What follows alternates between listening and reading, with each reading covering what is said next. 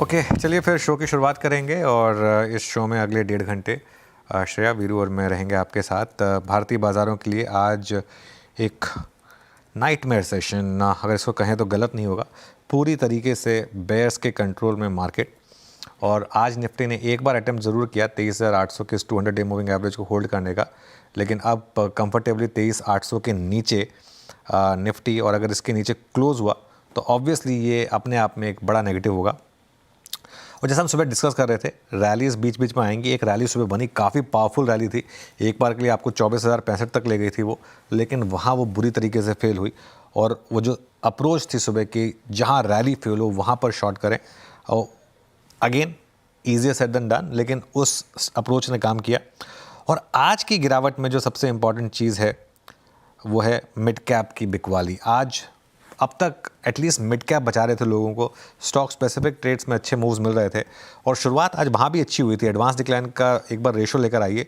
शुरुआत में हम 2:1 पर पहले 1 घंटे काफ़ी कंफर्टेबली प्लेस थे, लेकिन उसके बाद जब उन लाइनों ने क्रिस क्रॉस किया, उसके बाद टुवर्ड्स द एंड जिस तरीके से ये, जैसे मैं केकड़ा पैटर्न बोलता हूँ, टुवर्ड्स द एंड वो बढ़ता ही गया गैप। अब 1:4 का हो गया, 1:3.5 भी नहीं, अब तो 1:4 का एडवांस डिक्लाइन है। देखते हैं आखिरी का घंटा कैसा रहता है। और वीरू श्रेया भी मेरे साथ। Good afternoon.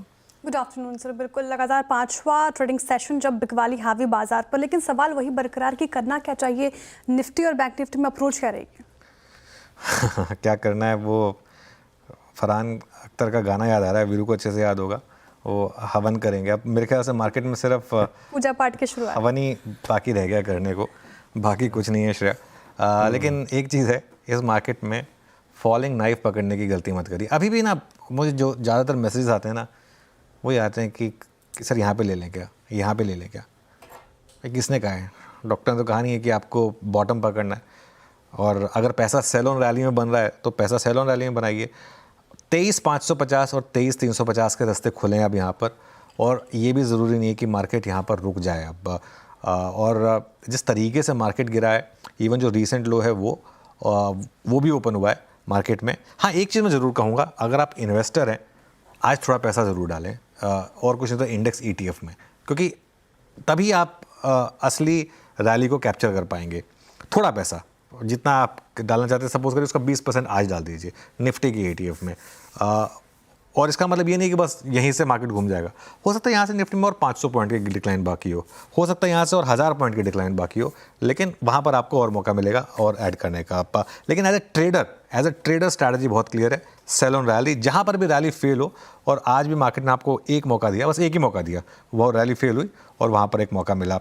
बैंक निफ्टी की जहाँ तक बात है श्रेया, वहाँ पर अब 50,500 जो कि यहाँ पर अब 200 डे मूविंग एवरेज है, ये ओपन हुआ है। और ये आज सुबह हमारी बात भी हो रही थी कि जो स्ट्रॉन्ग इंडेक्स था एकदम से वीक बन गया यहाँ पर, और FI की जो सेलिंग है उसने पूरा टेक्सचर बदला है बैंक निफ्टी का। ये वही इंडेक्स है जो पिछले हफ्ते ऑलमोस्ट ऑल टाइम हाई पर था, और अब वहाँ से हम 3,000 पॉइंट के करीब फिसल चुके हैं वहाँ से।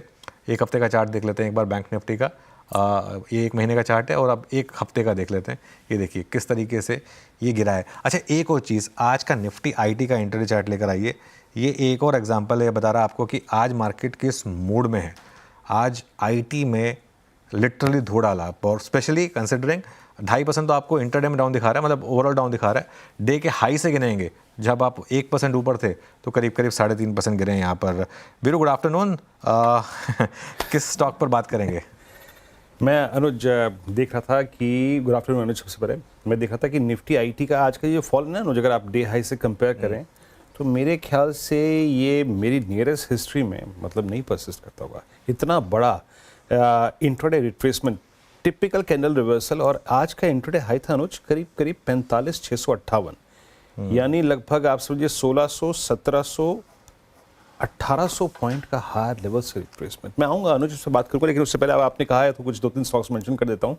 जहाँ तक स्ट्रेंथ का सवाल है, फार्मा की स्ट्रेंथ में इस बाजार में भी कोई दिक्कत का सबब नहीं है। दिवीज लैब को देखिए, अभी भी डे हाई की ट्रैजेक्टरी में आके ट्रेड करता हुआ। इनफैक्ट अगर आप फार्मा में देखें तो डॉक्टर रेड्डीज और दिवीज लैब, ये 2 स्ट्रक्चर अभी भी बुल्स के, अच्छा हालांकि बुल्स इस बाजार में है नहीं, लेकिन इक्का दुक्का जो भी हैं वो बैकफुट पर रखते हुए मंदड़ियों को शॉर्ट कवरिंग दोनों ही स्टॉक्स में डॉक्टर रेड्डीज और दिवीज लैब में ये दो। और जहां तक वीकनेस का सवाल है, जरा प्लीज स्क्रीन पे लिखाइएगा आरबीएल बैंक 152.26 पे एक ये वीकेस्ट स्ट्रक्चर था, बीच में कुछ पुलबैक आए थे, लेकिन आज ये अब अपने ऑलमोस्ट 3 दिसंबर के स्विंग लो को तोड़ने की तैयारी करता हुआ। तो जहां तक फ्रेश वीकनेस का सवाल है इस वक्त आरबीएल में आती हुई। और एक और चीज़, एक स्टॉक और मेंशन करूंगा, that's ABB is now below 200-day exponential moving average.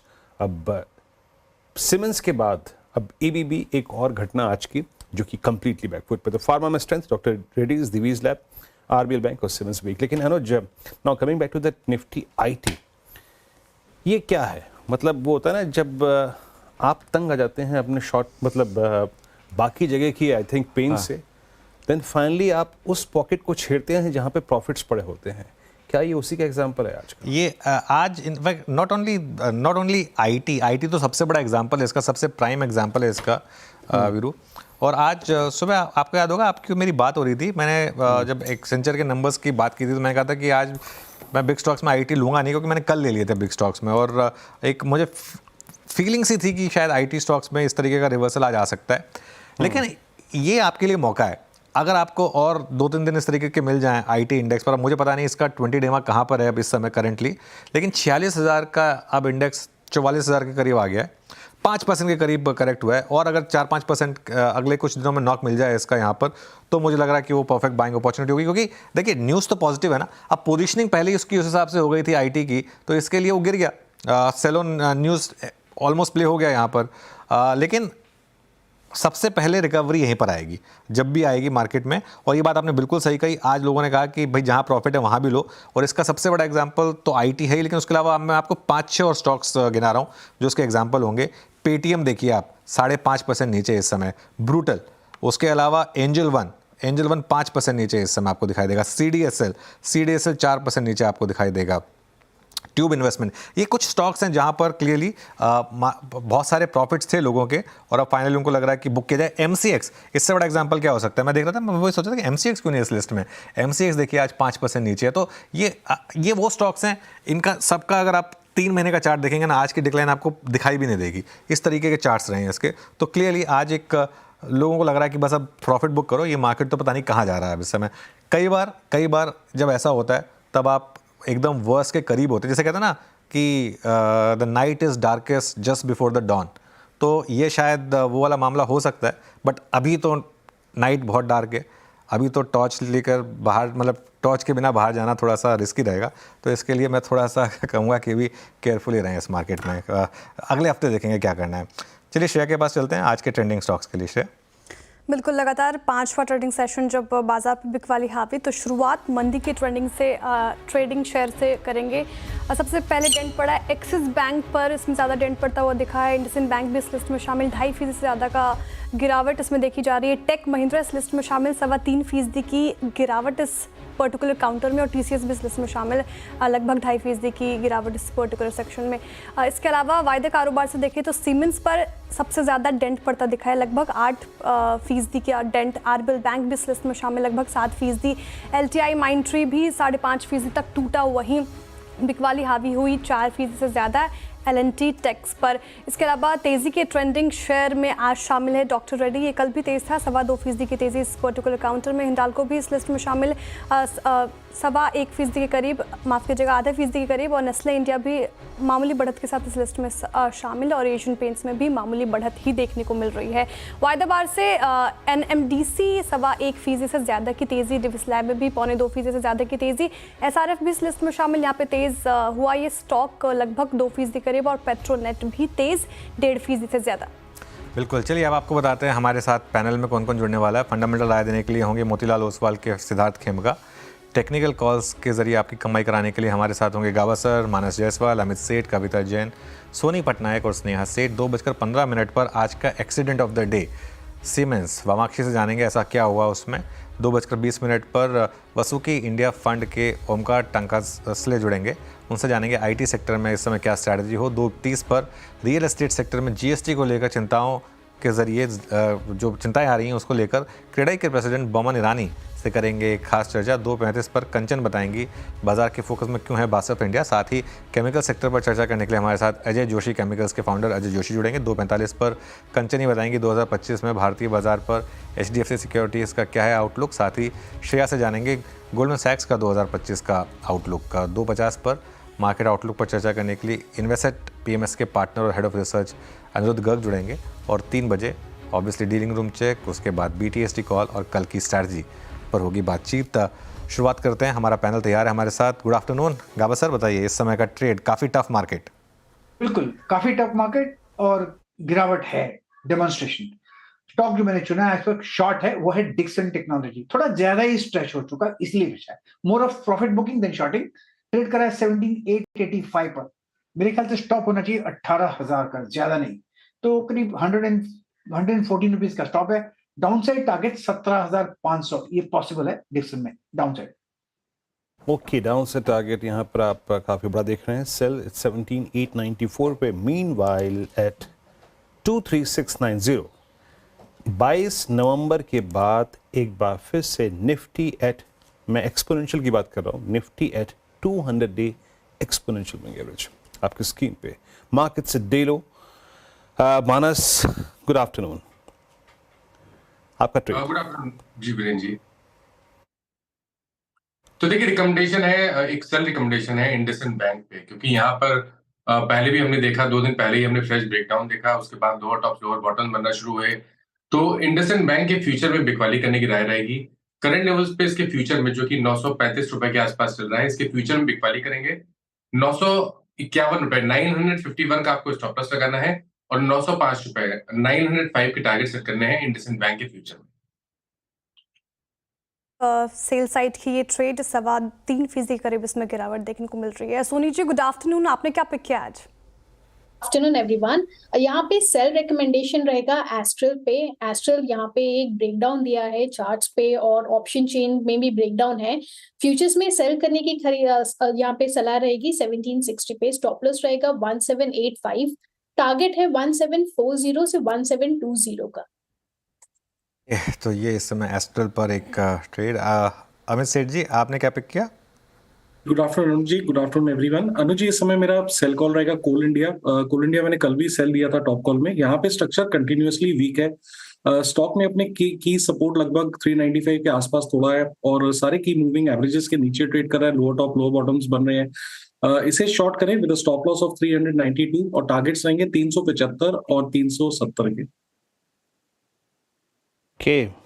मैंने अमित सेठ जी की कॉल जो है वो गलती से स्नेहा सेठ जी के आगे लिख दिया है, बट कोई बात नहीं, अब स्नेहा जी की कॉल पर बात कर लेते हैं। स्नेहा जी गुड आफ्टरनून, आपका ट्रेड आज का?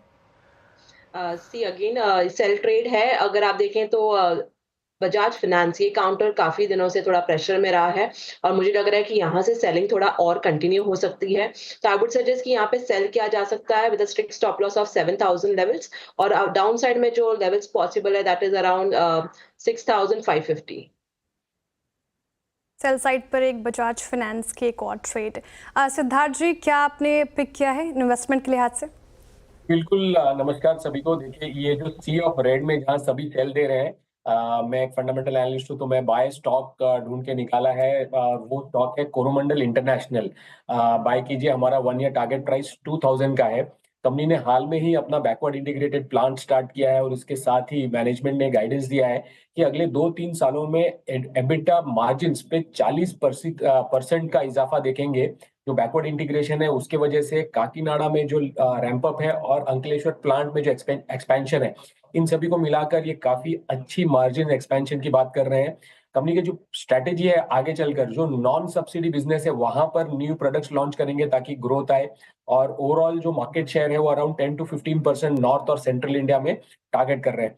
तो हमें लगता है कि अच्छी ग्रोथ के साथ कंपनी में अच्छी बढ़त मिलेगी, स्पेशली जब मार्जिन एक्सपेंशन होगा उसके वजह से एबिटा में ओवरऑल नेक्स्ट 2 साल में 56% और नेट प्रॉफिट में 70% का इजाफा देखने को मिलेगा। तो इसके साथ ही रिकमेंडेशन रहेगा बाय कीजिए Coromandel international, target price 2000। Okay, Coromandel international ये हो गई एक समय की फंडामेंटल पिक। आज का एक्सीडेंट ऑफ द डे उसकी बात करते हैं। सीमेंस स्टॉक अब करीब 8% नीचे। कंपनी ने आगे की ग्रोथ को लेकर एक कमेंट्री दी है, इस पर वामाक्षी से जानते हैं कि ऐसा क्या कहा उन्होंने जो स्टॉक अब 8-9% नीचे है। वामाक्षी, गुड आफ्टरनून, बताइए। जी बिल्कुल, मैनेजमेंट कमेंट्री की वजह से सीमेंस में आज भारी गिरावट देखने मिली है। कंपनी का कहना है कि गवर्नमेंट स्पेंडिंग जो रही है फर्स्ट हाफ में वो हुई है, मगर इतने फास्ट पेस पर नहीं हुई है और ये लार्जली एक्सपेक्टेड था इलेक्शंस की वजह से, और उनके एक्सपेक्टेशंस है कि सेकेंड हाफ में ये जो पेस है वो पिकअप हो सकता है।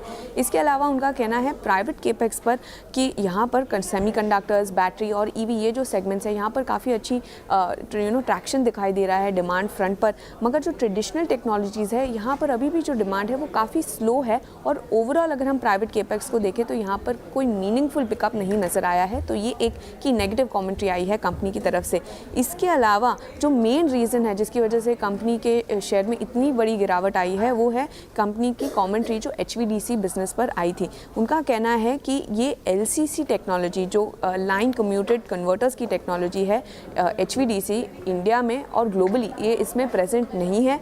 उनका कहना है कि उनका कॉन्फिडेंस VSC टेक्नोलॉजी में है जो है वोल्टेज सोर्स कन्वर्टर टेक्नोलॉजी, और इसी के चलते उनका कहना है कि वो सिर्फ VSC वाले टेंडर्स है उसमें पार्टिसिपेट करेंगे।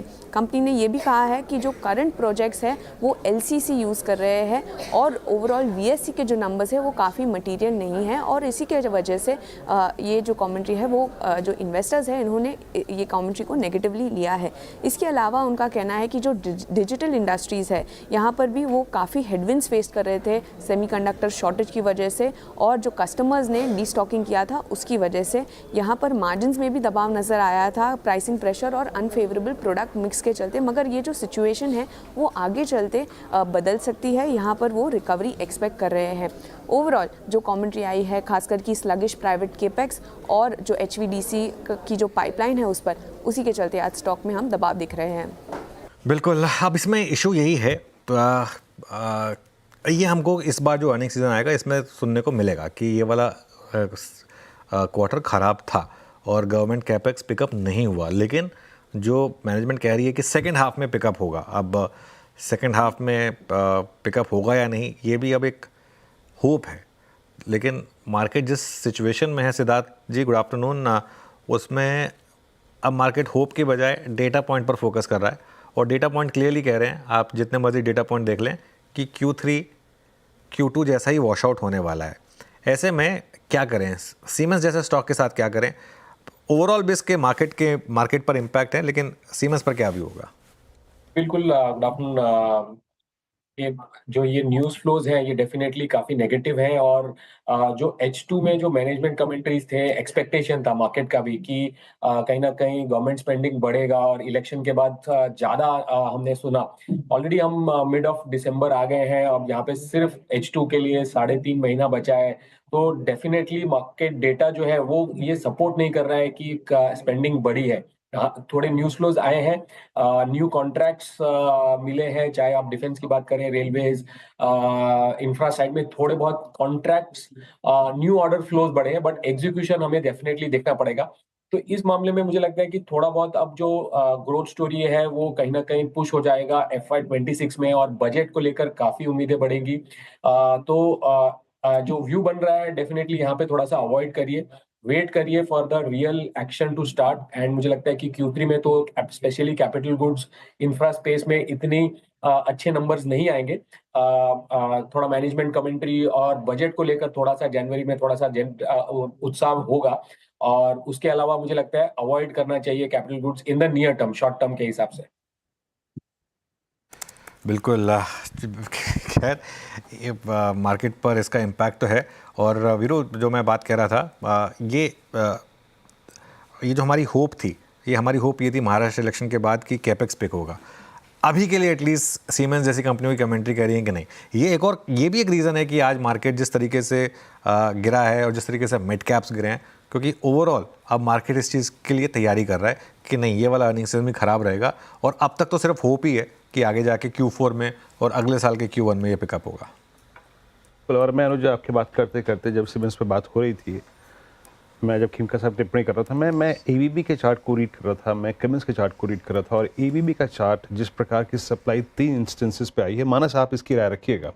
अब जो बात हो रही है ना कि Q3 में कैपेक्स का क्या होगा, Q4 में क्या होगा, आपके पास काफ़ी समय काफ़ी कम बचा हुआ है अब, और शायद वो अर्निंग्स पर झलके भी। एबीबी में आप 3 इंस्टेंसेस पे सप्लाई देखिए, जून में, उसके बाद आप देखिए सितंबर अक्टूबर में, और ये थर्ड ट्रांच की सप्लाई जब आज आप 200 डे एक्सपोनेंशियल मूविंग एवरेज तोड़ रहे हैं। मानस, आपको लग रहा है कि यहाँ से एबीबी भी करीब करीब समझ लीजिएगा 10% टुवर्ड 6300 अगर खिसक जाए तो कोई बड़ी बात नहीं होगी, जिस प्रकार का ब्रेकडाउन आज है यहाँ पर? देखिए, जो ब्रेकडाउन हमने डेली चार्ट पे देखा, उसी तरह के पैटर्न्स हमें वीकली चार्ट पे भी देखने को मिल रहे हैं, क्योंकि वहां पर लोअर टॉप लोअर बॉटम्स का कंफर्मेशन है, 20 वीक मूविंग एवरेज के नीचे निकला है। और अब अगर ये 50 डे मूविंग एवरेज के नीचे फिसला, तो मेरे ख्याल से जो पिछला लो 6700 है, उसको ब्रेक करके 6500 की तरफ जाने की कोशिश करेगा। तो स्ट्रक्चर वीक है। जिस तरह की सेलिंग 3 दिनों में देखने को मिली है, मेरे ख्याल से तो कभी कोई उछाल मिले तो वहां पर निकलने की ही कोशिश करनी है लॉन्ग पोजीशन से, और फ्रेश खरीदारी तो अब केवल 7600 के ऊपर ही करेंगे। एबीबी इंडिया से अभी निकलने की सलाह, फिलहाल एग्जिट की कॉल है। सिद्धार्थ जी, फार्मा सेक्टर में हमें पिछले 2 दिनों से तेज़ी नज़र आ रही है, गिरते बाजार में ये सेक्टर तेज़ है, और डॉक्टर रेड्डी जैसा स्टॉक अगर आप देखें तो कल भी टॉप गेनर्स में शामिल और आज भी गेनर्स में शामिल, अच्छी खासा मूव दिखा रहा है ये पर्टिकुलर काउंटर। क्या व्यू रहेगा इस पर्टिकुलर काउंटर पे आपका? इस मार्केट में जहाँ पे बहुत ज्यादा वोलेटिलिटी है, जनरली हम देखते हैं कि डिफेंसिव सपोर्ट करने आते हैं, और आज के मार्केट एनवायरनमेंट में 2 ऐसे डिफेंसिव्स, एक है एफएमसीजी जहां पर ऑलरेडी बहुत प्रेशर है, ग्रोथ आ नहीं रही है, मैनेजमेंट कमेंट्री वीक रही है, तो वो सपोर्ट नहीं कर पा रहा है। टेक्नोलॉजी जो एक सपोर्ट करना चाहिए था, ऑलरेडी बहुत चल गया था, तो यहाँ पे आज हमने प्रॉफिट बुकिंग देखा। तो इस एनवायरनमेंट में एक डिफेंसिव सेक्टर के हिसाब से फार्मा खड़ा हमें दिख रहा है, बहुत स्ट्रांग दिख रहा है। रिजल्ट्स की बात करें तो कंसिस्टेंटली लास्ट 3 से 4 क्वार्टरली नंबर्स जो है काफी स्ट्रांग आए हैं। डोमेस्टिक मार्केट तो स्ट्रांग था ही, रियलाइजेशंस जो है, डिमांड और रियलाइजेशन दोनों यूएस और यूरोप मार्केट में अच्छे इंप्रूव हुए हैं, जिसके वजह से नंबर्स अच्छे आ रहे हैं। तो हमें लगता है कि ये कंपनीज है यहाँ पर, इनकी ग्रोथ Q3 में भी काफी स्ट्रांग रहेगी। One of the key sectors है जहाँ पर अगर Q2 में बात करें तो on an aggregate pharma sector ने 20% अर्निंग्स ग्रोथ दिया, जबकि निफ्टी कंपनीज ने जस्ट अबाउट 2% अर्निंग्स ग्रोथ दिया, तो काफी आउट परफॉर्म कर रहे हैं। डीवीज लैब हमारा प्रिफर्ड पिक है, हमेशा से मार्केट लीडर रहा है। जो उनकी बिजनेसेस मॉडल है वहां पर अच्छी खासी ग्रोथ आती है, इस साल का भी अच्छी ग्रोथ रहेगी अबाउट 30%, नेक्स्ट ईयर भी अबाउट 25% ग्रोथ रहेगा। तो यहाँ पे बने रहिए। कुछ ऐसे डोमेस्टिक फोकस फर्म्स भी हैं जो हमें पसंद है। इप्का लैब्स हमने रिसेंटली अपग्रेड किया था बाय में, और मैनकाइंड फार्मा जिसका 97% बिजनेस इंडिया बिजनेस से आता है, इंडिया मार्केट से आता है, वो भी हमें मिड कैप स्पेस में पसंद है। ओके, तो ये है फार्मा पे सिद्धार्थ जी की टिप्पणी। मीनवाइल आप लिख आइए एक इंडेक्स हैवी वेट, और सुबह जो निफ्टी में पुल बैक आया था टुवर्ड्स आई थिंक 24064, उस पुल बैक को स्पॉन्सर करने वाले रिलायंस ने अब एक एक्स्ट्रा ऑर्डिनरी प्रेशर दिखाना शुरू कर दिया है। रिलायंस का जो अभी कुछ देर पहले लो लगा वो 52 वीक लो था, अभी अभी इसने 21 नवंबर के स्विंग लो को तोड़ा, और साथ ही साथ मेरे ख्याल से ये वो प्राइस है जब हम लास्ट नवंबर में काफ़ी सॉफ्ट दौर से गुजर रहे थे। रिलायंस ने 200 डे एक्सपोनेंशियल मूविंग एवरेज की ट्रैजेक्टरी को पार करके अपने करियर की सबसे बड़ी तेज़ी देखी थी, जब हमने लगभग आप समझ लीजिएगा कि 1198 से एक वन वे मूव देखा था 1598 तक का, एक्स ऑफ जियो याद रखिएगा। ये सोनी जी, आपकी राय क्या कह रही है? अब जिस प्रकार का राउंडिंग टॉप का ब्रीच है, याद रखिएगा इस चैनल का स्वामित्व प्रबंधन रिलायंस इंडस्ट्रीज होल्ड करते हैं, तो कोई भी कंस्ट्रक्टिव या फिर नेगेटिव व्यू के साथ साथ एक राय जरूर रखिएगा। बट रिलायंस अपने आप को किस चीज़ के लिए प्रिपेयर कर रहा है? अब कहाँ तक का डाउन साइड देख रही हैं आप? वीरेंद्र जी, मुझे लगता है कि यहाँ पे थोड़ा सा 1220 और 1240 के लेवल्स पे रेजिस्टेंस बढ़ते हुए नजर आ रहा है। इमीडिएट सपोर्ट है 1200 की तरफ, बट अगर वो ब्रेक होता है तो थोड़ा सा टुवर्ड्स 1140 1150 रेंज को टेस्ट कर सकता है। ओवरऑल मुझे लगता है वहां तक ही वो डाउनसाइड अरेस्ट हो सकता है, रिवर्सल हो सकता है, बट उसको क्रॉस करना पड़ेगा। आज थोड़ा सा वीक एडिशंस है यहाँ पे डेटा के अनुसार। थोड़े से मुझे लगता है यहाँ पे रेजिस्टेंस जब तक वो 1220 के ऊपर एटलीस्ट क्लोज ना करे थोड़ा डिफिकल्ट रहेगा, बट सपोर्ट यहाँ पे 1140 1150 की तरफ नजर आ रहा है। चलिए अब बात करते हैं आईटी सेक्टर की। एक्सेंचर के उम्मीद से अच्छे नतीजों के बावजूद और आईटी एडियाज के शानदार मूव्स के बावजूद आज आईटी शेयरों पर खासा दबाव है। क्या ये एक जस्ट प्रॉफिट बुकिंग है या कुछ और है यहाँ पर, और क्या ये खरीदारी का मौका है? इन पर बातचीत करते हैं हमारे साथ वासुकी इंडिया फंड के सीनियर रिसर्च एनालिस्ट और ओंकार टंगसाले जुड़े हैं। ओंकार जी, गुड आफ्टरनून। पहले तो क्या आईटी में जो फंडामेंटल तेज़ी रही है पिछले 2 क्वार्टर में वो इंटैक्ट है? क्या एक्सेंचर के नंबर्स इस चीज़ को प्रूव कर रहे हैं? फिर हम बात करेंगे कि आज की जो गिरावट है इसको कैसे अप्रोच करना है। डेफिनेटली आई मीन एक्सेंचर के जो नतीजे आए हैं ये क्वार्टर्स में, वो एक ब्रॉडर व्यू हम लोग को दे सकते हैं कि यहाँ पे डिमांड रिवाइवल हो रहा है या फिर एक क्लाइंट एंगेजमेंट भी बढ़ते हुए देख रहा है। लेकिन उनके जो सीईओ है, उनके जो कमेंट्री है वो ये देखने को मिल रही है कि देयर इज नो मतलब अभी तुरंत कुछ डिमांड रिवाइवल पे एंगेजमेंट नहीं दिख रहा है, लेकिन लॉन्ग टर्म में डेफिनेटली एक स्ट्रॉन्ग डिमांड ड्राइव पे होते हुए दिख रहा है। क्लाउड यहाँ पे डबल डिजिट ग्रोथ करेगा। जनरेटिव है is very much at the pre mature level, लेकिन आगे जाके it can be a big story. But हालांकि ये जो क्वार्टर आने वाला जो क्वार्टर्स है, third quarter and may be we can see a revival in the Q4 and FY26 will be FY26 will be a better year as compared to the FY। लेकिन H2 definitely strong रहेगा H1 के comparison में। अभी हम बात कर रहे हैं, मैं आज की इस गिरावट को छोड़ देता हूँ। Let's forget this, I think 1000 point dip in Nifty IT. मैं थोड़ा पहले चलता हूँ, आपके इस कमेंट से थोड़ा सा पहले चलता हूँ। अगर मैं यहाँ पे आईटी में थोड़ा सा एक्सपोजर बिल्ड करना चाहता हूँ तो मेरा झुकाव किन स्टॉक्स पे रहे? मोटे तौर पे जब लास्ट रिपोर्टेड अर्निंग्स थी उसमें हमने जितनी कमेंट्री सुनी उसमें सबसे कंस्ट्रक्टिव व्यू था बीएफएसआई को लेकर। आपका झुकाव किस कंपनियों पे रहेगा, किन कंपनियों पे? बीएफएसआई डोमिनेटेड या फिर क्लाउड या फिर एआई जनरेटिव पे? सी बीएफएसआई वर्टिकल में डेफिनेटली ग्रीन शूट्स तो दिख रहे हैं, लेकिन आप मुझे पूछोगे मेरा व्यक्तिगत ओपिनियन क्या है, सो मैं अभी भी ER&D कंपनीज जो है लाइक परसिस्टेंट है, KPIT है, साइंट है, उनके करीब थोड़ा जाना ज़्यादा चाहूँगा, क्योंकि उसमें एक लेस पेनिट्रेटेड वर्टिकल है, उसमें एक्सपेंडिचर हो रही है and the story will likely to continue for next couple of years. तो मेरा वहाँ पे थोड़ा पलड़ा भारी है। लेकिन आप ट्रेडिशनल आईटी सर्विसेज के बारे में भी बात करेंगे तो लास्ट डील ट्रांसफॉर्मेशन में जो एक्सेंचर ने कमेंट्री दी है उसमें एक रिवाइवल होते हुए दिख रहा है। सो डिमांड ड्राइव ओवरऑल एक अच्छा बनते हुए दिख रहा है। स्ट्रक्चरल स्टोरी यहाँ से बनती हुई दिख रही है। हालांकि ये quarter will likely to have subtle growth, लेकिन एक लॉन्ग टर्म व्यू आप देखा जाए तो एक अच्छा फॉर्मेशन हुए दिख रहा है। एक और स्टॉक है सर, श्रेया बात कर रही हूँ मैं, इन्फोसिस के बारे में पूछना है। इन्फोसिस में अगर आप देखें तो उसने पिछले 6 महीने में अच्छा खासा रिटर्न दिया है अपने निवेशकों को, 30% का रिटर्न। क्या एक्सपेक्ट कर रहे हैं आप इस पर्टिकुलर काउंटर से in terms of result and guidance? Infosys ने तो एक गाइडेंस इंप्रूव किया है and stock is also been correct, लेकिन बाद में इन्फोसिस ने काफ़ी तेज़ी भी की है, तो मेरे हिसाब से फैक्टर्ड इन हो गया। लेकिन आप लॉन्ग टर्म स्टोरी में देखा जाए तो इन्फोसिस एक बेहतर बेट हो सकती है, क्योंकि इन्फोसिस का exposure to a discretionary spend is quite higher as compare to the TCS और other large cap IT companies के हिसाब से।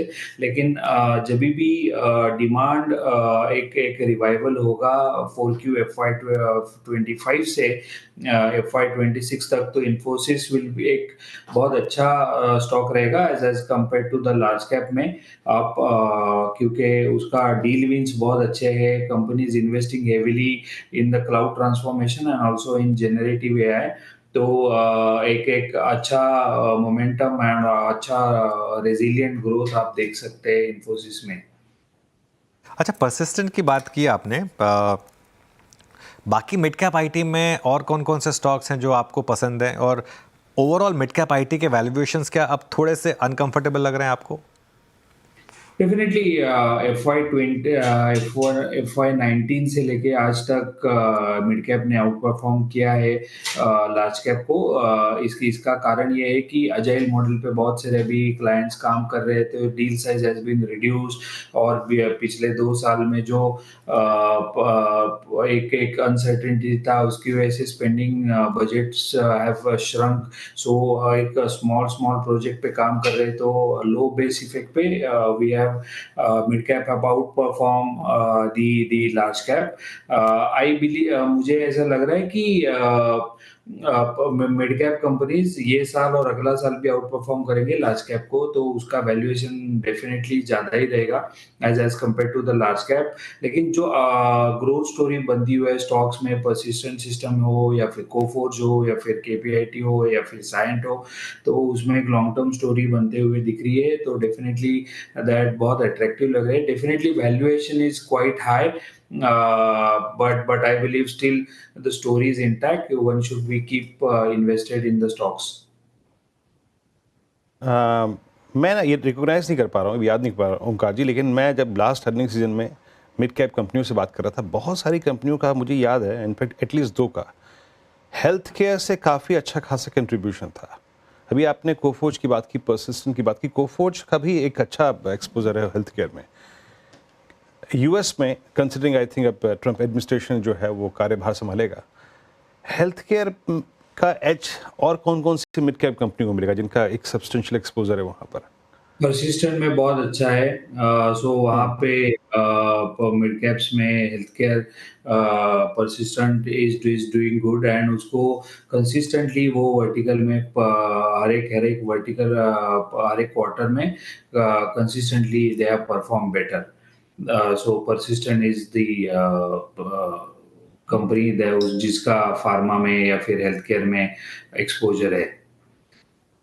चलिए अब एक काम करते हैं, आखिरी प्रश्न आपसे यहाँ पे ओंकार, अगर कंक्लूड करना हो इस पूरी डिस्कशन को, I mean just prior to earning commencement of earning season, 2 top large cap IT और 2 मिड कैप आईटी कौन से रहेंगे आपके?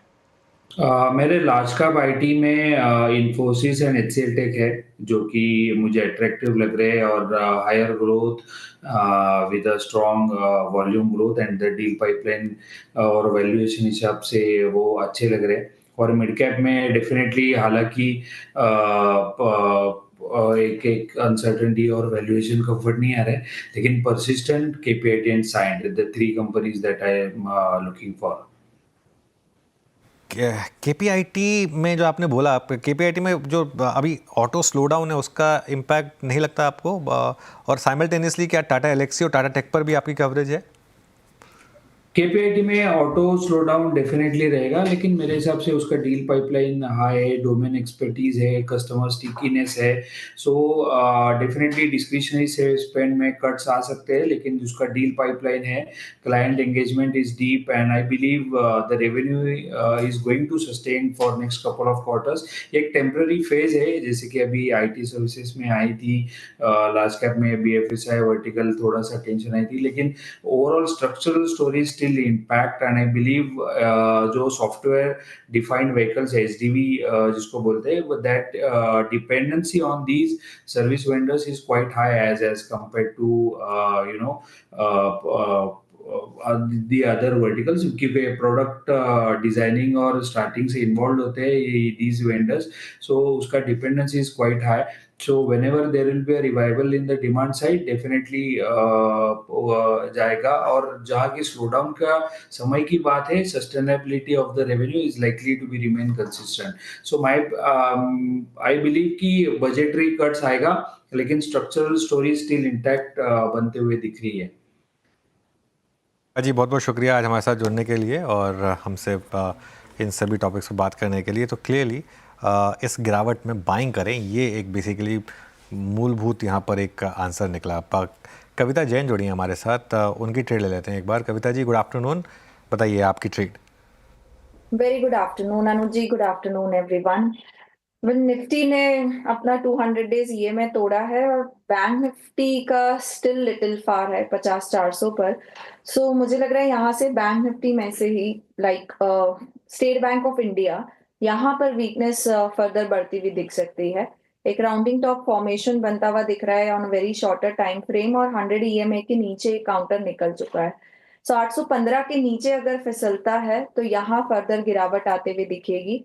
सो 805 795 के प्राइस टारगेट की तरफ ये बढ़ता हुआ दिख सकता है। 822 का स्टॉप लॉस मेंटेन करना चाहिए एंड एज अ डिस्क्लेमर ये कॉल हमने हमारे क्लाइंट्स के साथ शेयर किया है। ओके, चलिए, तो ये कविता जी का ट्रेड हो गया स्टेट बैंक ऑफ इंडिया आपकी स्क्रीन पे 816 पे, और बैंक निफ्टी में फर्दर डाउन साइड देखती हुई यहाँ पे सेल। अच्छा मानस, सुबह भी मैंने आपसे इनफैक्ट ये प्रश्न किया था कि शॉर्टिंग का स्कोप पीएसयू बैंक्स में जहाँ पे बन रहा है वो कौन कौन से होंगे। जस्ट पुटिंग इंस्टेंस, मतलब मैं एक उदाहरण के तौर पे कैनरा बैंक रख रहा हूँ स्क्रीन पे। अब ये देखिए 109 पे सारे एवरेजेस के ऊपर नीचे ट्रेड करता हुआ ये बेस्ट शॉट, मतलब इंट्राडे में भी कहाँ बन रहे हैं इस वक्त पीएसयूज में? देखिए, मेरे ख्याल से बैंक ऑफ बड़ौदा पे ध्यान देना चाहिए, क्योंकि यहाँ पर स्टॉक ने आज ही अपने 200 डे मूविंग एवरेज को ब्रेक किया है। लोअर टॉप लोअर बॉटम का ट्रेंड है। मेरे ख्याल से यहाँ पर गिरावट बढ़ सकती है, और जो एक गैप था मेरे, वो डेट है 25 नवंबर को, जो गैप था आई थिंक स्टॉक उसको फिल करने की कोशिश करेगा। तो 235 रुपए तक के भाव देखने को मिल सकते हैं। अभी भी करंट लेवल्स पे भी बिकवाली करने की राय रहेगी। करंट लेवल्स पे बिकवाली कर रहे हैं तो 246 के स्टॉप लॉस से बिकवाली कर सकते हैं और 235 के टारगेट सेट कर सकते हैं। ठीक है अनुज सर, लाइफ इंश्योरेंस कंपनी के कुछ ऐसे स्टॉक्स हैं जहां पे तेजी देखने को मिल रही है। एसबीआई लाइफ इंश्योरेंस आधा फीसदी तेज है, वही एचडीएफसी लाइफ इंश्योरेंस पे भी आज मामूली ही सही लेकिन बढ़त तो है। इस स्पेस को कैसे देख रहे हैं और साथ ही इस पर्टिकुलर दोनों काउंटर्स को कैसे देख रहे हैं? जी श्याम मैम, अगर दोनों स्ट्रक्चर्स देखें तो यहाँ पे एक प्रोलॉन्ग्ड फॉल हमने देखा है both SBI life and HDFC life में। ये बात सही है कि थोड़ा सा यहाँ पे भी पॉज करने की कोशिश कर रहे हैं। स्पेसिफिकली अगर हम एसबीआई लाइफ की बात करें तो लगभग 1370 के आसपास एक वीकली सपोर्ट है। There is a price and RSI divergence, लेकिन थोड़ा सा इसका ट्रेंड एमआ लगभग 1426 के आसपास आता है। एक बार उसके ऊपर निकलेगा तो then there be signs of reversal. Till then it is a avoid, but yes, it is trying to form a base at these levels.